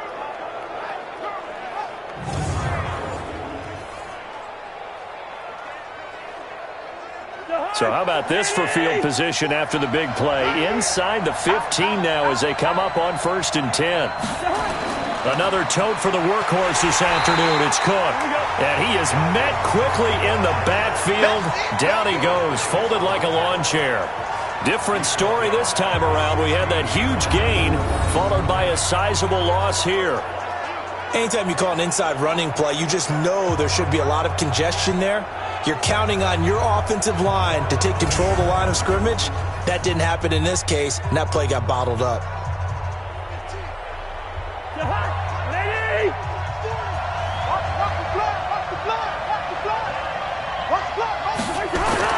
Now on 2nd and 13.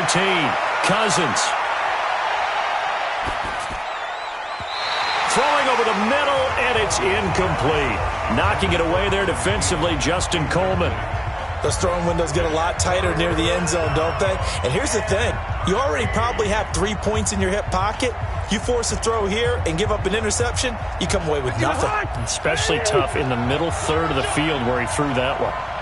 An incomplete pass on that last play, and that means they'll need to come up with something here on 3rd down. Now throwing on 3rd down there, but he cannot connect. Slants are so tough to cover because everything happens so fast. But sometimes it happens too fast for the guy catching the ball because all of his movements have to be quick off the line of scrimmage, and then all of a sudden the ball's right on top of you. And maybe he got a little bit ahead of himself there. Yeah, a lot of times coming in with good pace, and he dropped it. So on 4th down, out trots the kicker in a big spot here from the right hash. This from 33. Bailey's kick is good. And high fives for that one as that drive ends in 3. So an interesting call there to take the 3. I mean, I guess they're thinking that their hands were tied, but, you know, 4th quarter, that field goal might not help them that much in the end. Yeah, eventually they're going to need the touchdown. The thinking must have been they didn't feel confident about picking it up there, hoping maybe on defense they can get better field position, get a turnover, get a better play, and then they'll have a chance to attack the end zone.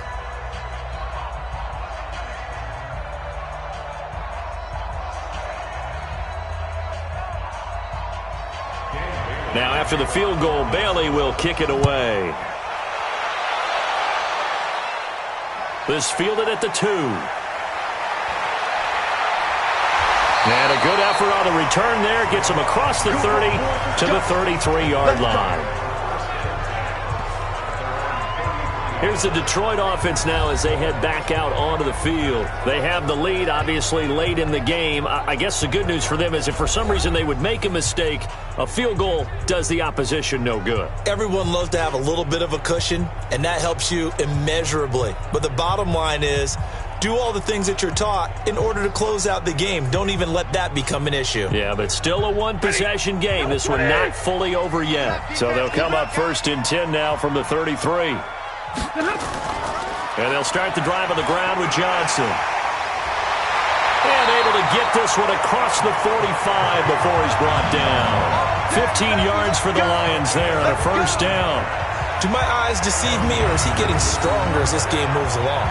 Burst seems just as good here in the 4th as it was way back in the 1st, doesn't it? I do believe someone put a lot of time in the offseason and continues to condition during the season in order to continue to carry the ball at this rate.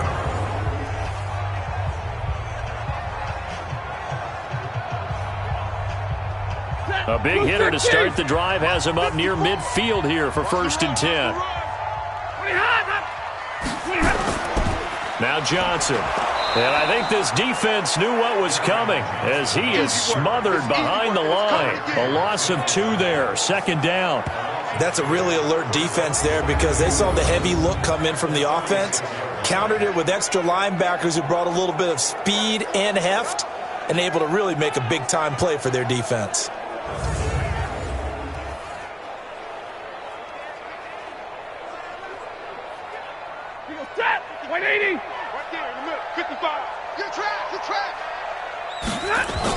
On 2nd and 12, Stafford. Catch is made by Hockenson, the tight end. And they'll get this just to the 47, 1-yard gain. That catch good for only a yard, and it'll be 3rd down. Well, they were unable to make anything really big out of that, but it's not a bad idea to find your tight end and give him an easy completion and keep moving things forward. Almost his bread and butter. It's a good running back dive play. Big play coming up. Here's 3rd and 10. I would expect to see some pressure here. The pressure drops off as they'll look to throw. Everson Griffin able to get in there for his 2nd sack of the afternoon. Brandon, more often than not, you'd say they've had his number, and we can count them up so far. 1, 2, 3, 4 sacks given up. But guess what? He's still been able to make some plays, and right now they have a lead.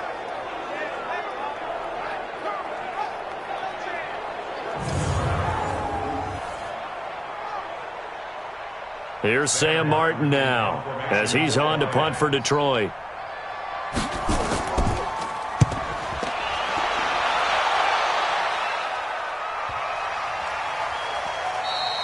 And that one hits a little too close to the goal line, and it continues into the end zone for a touchback. The Vikings offense now, they get ready to head back on the field. And last time able to get 3. It's not what they wanted. They wanted 6, but they got at least something. They mustered something out of the drive. They'll take it. I like the way you've described it. Not ideal, but they'll take it. Anything to put some points on the board. But this time on offense, they don't even want to see the field goal kicker trot on the field. They want that ball in the end zone. Yeah, they'll be going for 6. Cousins and the Vikings with a 1st and 10 at their own 20-yard line. Cousins to throw it. Throwing middle, but it's incomplete. Dalvin Cook is running back the intended target, and that'll bring up 2nd down. Certainly looked like maybe his 3rd or his 4th read on his progression.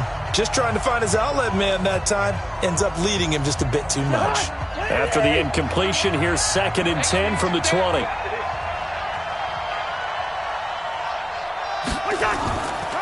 A give to Cook out of the gun.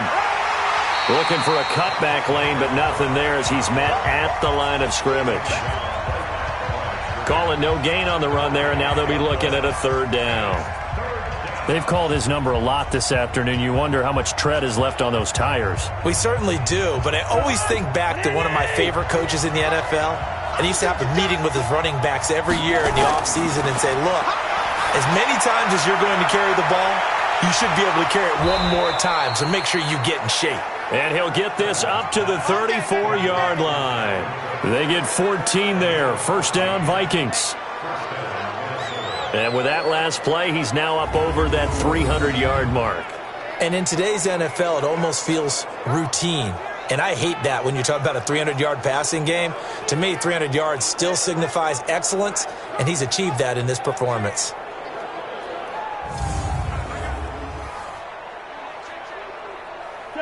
From the 34 now, here's 1st and 10.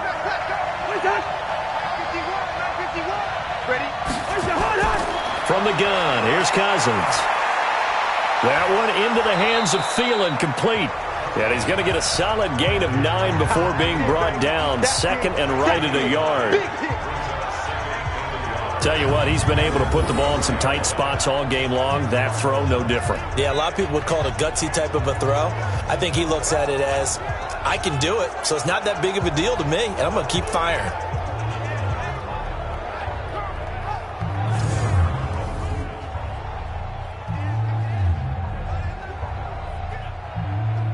That last catch short of the marker by just a yard leaves him with a very manageable 2nd and 1.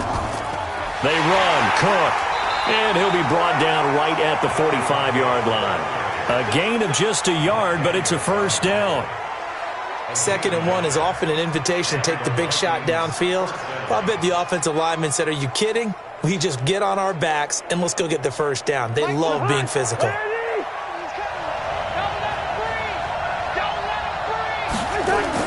Cousins now to throw on 1st down.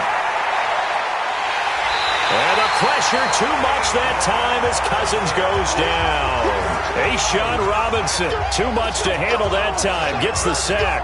This offensive line flat out cannot handle this pass rush. We've seen it demonstrated time and time again to the tune of 7 sacks in this game thus far.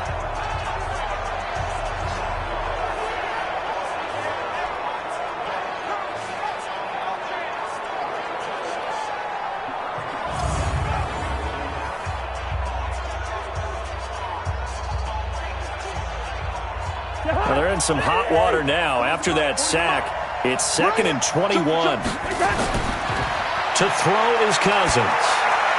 And Diggs has it. And, he's going to be brought down by the face mask. Here come the flags. This is going to get him a 1st down. Defense. Well, when you're leading in the 4th quarter, that's not the penalty you want. Not at all, and now your discipline comes into question. Having poise this stage of the game, you can't have those kind of plays.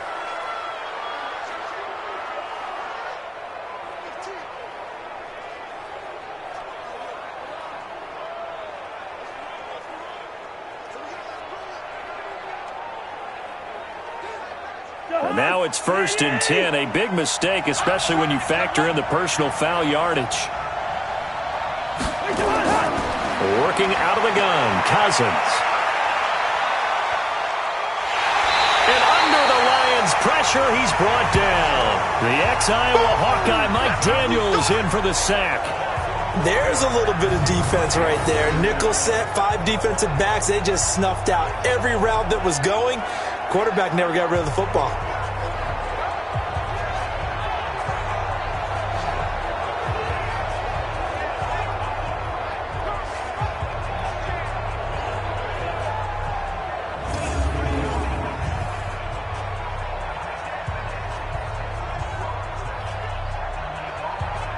Well, this has been a good march down the field, but now they're stuck looking at a 2nd and 14. On play action, Cousins under pressure again, and down he goes again. Devon Kennard. Who else? He's in there for his 4th sack of the afternoon. Now, we talk about players blitzing all the time. I often laugh and sometimes call it just straight-ahead pursuit. What a running start right back to the backfield for him. Yeah, it really didn't give anybody a chance to get up there and stop him. No, I mean, that's really, really difficult. You're asking a whole lot anyway, but when he gets that kind of a start and comes through clean, oftentimes the advantage definitely goes to the defensive player. So now after the sack, Cousins and the Vikings come up here 3rd and long. Cousins from the gun on 3rd. This is Johnson. He's got it. And he takes this one down almost all the way to the 30. And it's going to be another 1st down as they'll get him to the ground at the Lions' 31-yard line.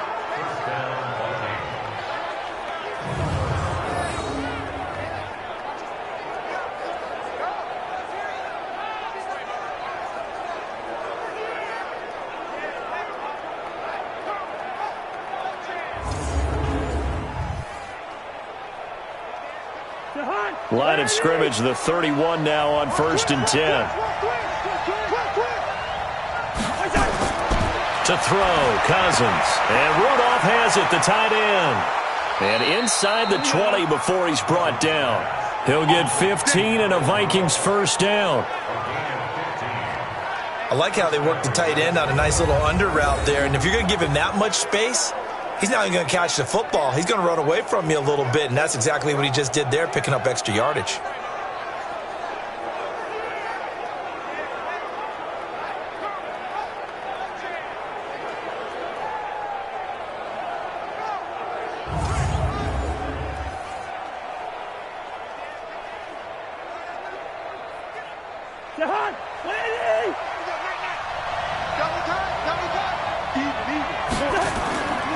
On 1st down, it's Cook. And now they're inside the 10 as he's brought down at the 9. He'll get a nice chunk there on the 1st down run, and it's 2nd and 4. That's a strong pickup right there on 1st down. And as this drive goes on, we're seeing an offensive line and running game imposing its will.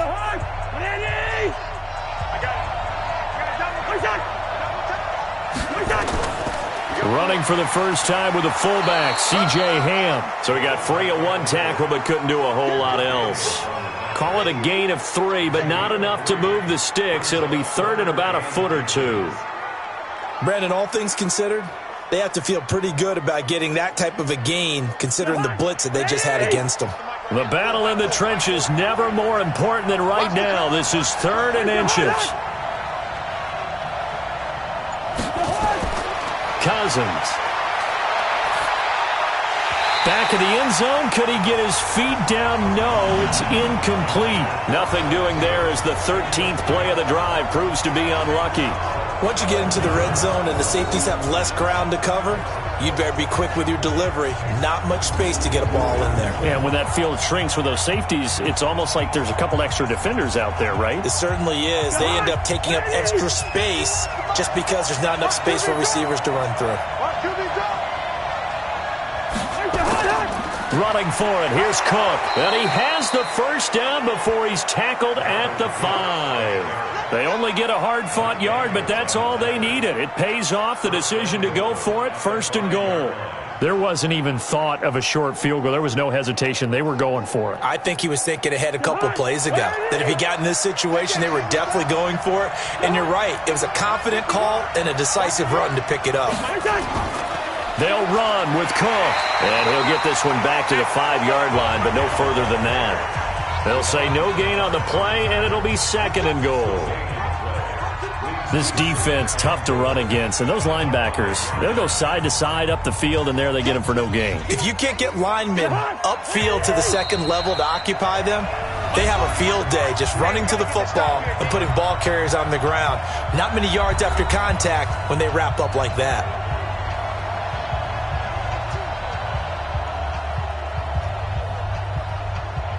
So the Vikings in possession of the football as we get you reset. And they're knocking on the door. 2nd and goal now in a 1-score game. On the carry, it's Cook. And he will take this one into the end zone for a Viking touchdown. A 5-yard touchdown run. And the Vikings are going to retake the lead. Wow, I know it's a never-say-never situation. But to me, that looks like that's the one that's going to finish them off. The score that puts them in front here late, but now you got to rally your kick team, don't you, and say the last thing we need is a big return. And what happens is guys get overeager, get out of their lane because they're so excited they want to make the last tackle. You mess up, could come back at you a long way. They get one more as the extra point's up and good. So it's now a 3-point game here in the closing stages as a field goal now can only tie it.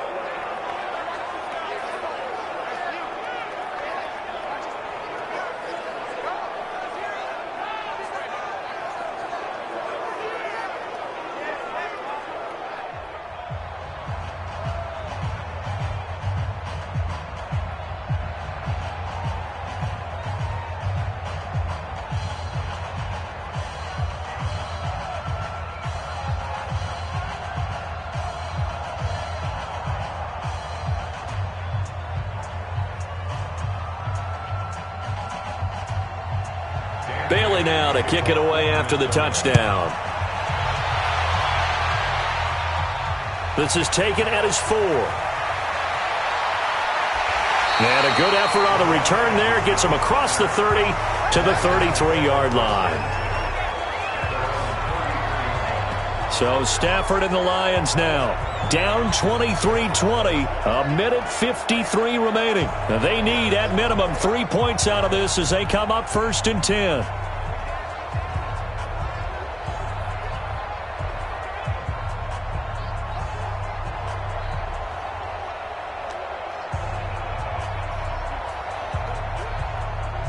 So they'll come up 1st and 10 now from the 33. Stafford now to throw.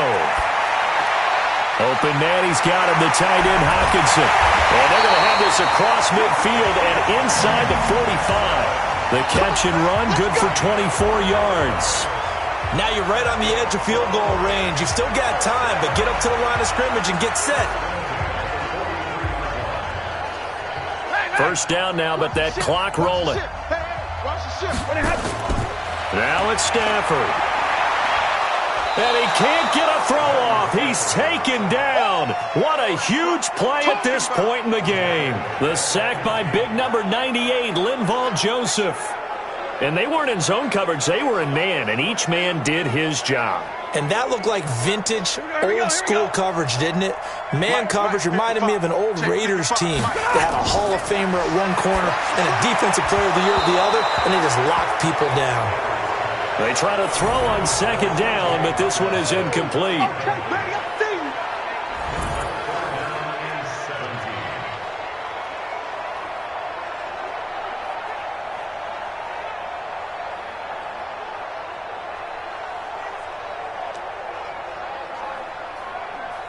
An incomplete pass on that last play, and that means they'll need to come up with something here on 3rd down. From the 50, it's Stafford. That's to his running back, Kerryon Johnson. And he's able to take it across midfield before going out of bounds. Give him 3 on the play, and it'll be 4th down.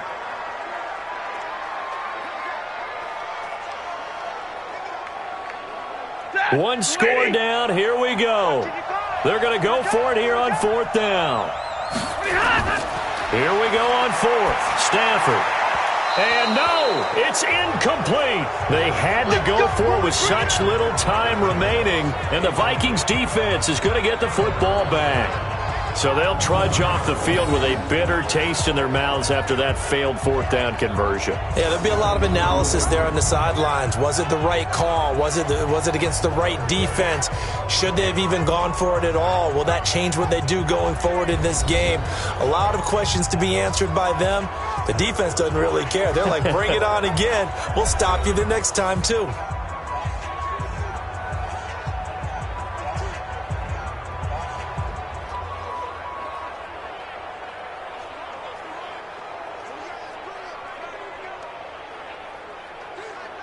Good starting field position for the Vikings as they have it 1st and 10 on their side of midfield at the 47.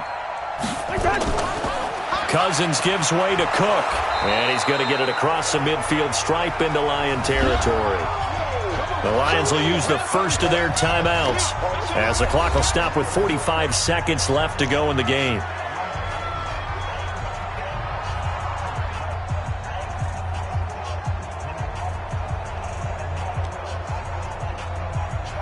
The first down run got 5. Here's 2nd and 5.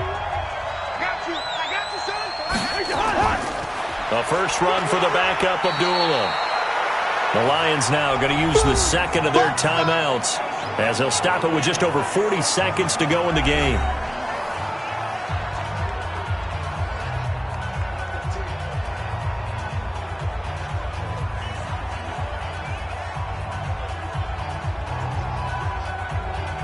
For the Lions, an extra DB in the game now here on 3rd down. They'll run it. Here's Cook. And, boy, he is very close to a first down, but from where they're spotting that football, he's going to be a foot or so short.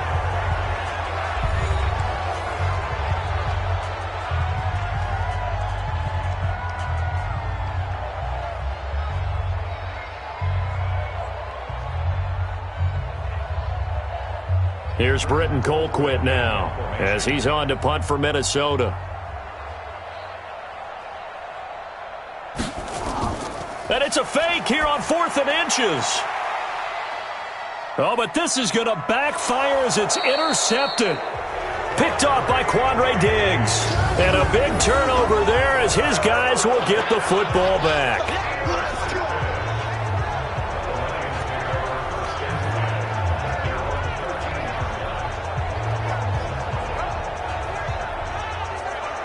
The Lions offense, they get ready to head back onto the field. They only need a field goal. Obviously, the clock a huge factor. They'll be watching that. What do they need to do here, Charles? Your sequence of plays has to get you out of bounds. Completions, get out of bounds, gain some yardage. Then when the clock hits 7 seconds or left, now you've got a decision. Are you in field goal range or is it Hail Mary time? Because from 7 seconds down, you don't want to take a shot that you're going to have another play. We'll see how they handle it. After the interception, here's Stafford. He gets this one to Johnson. And he'll be a couple yards shy of the 20 at the 18. Call it a gain of 5, and it'll bring up a 2nd down. I don't know that those medium 5-ish yard gains are going to do it right now. Probably should have dropped it, right? Yeah, that way you save more time on the clock. But I know receivers, they think they can catch it and break a tackle and turn it into a big gain. Down to 7 seconds now, 6. He's back to throw, and it's caught here. Amendola, 11 yards there, first down. Well, going into the final play of this game, they knew that they needed some type of a miracle there at the very end, but they couldn't get it done. However, we were treated to really a spectacular affair. Even though they didn't finish it off, you're exactly right. They took us down to the last play. We're still, you're wondering, could it happen? Possibly, even though we both knew it was a long shot.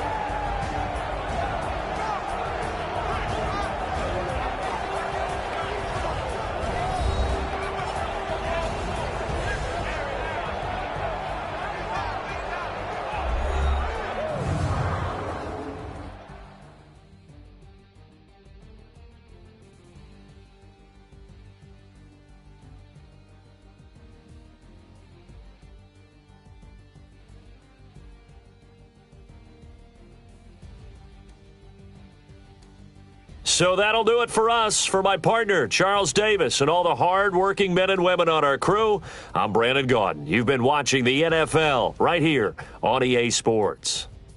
With that, we say so long, everyone, from Ford Field.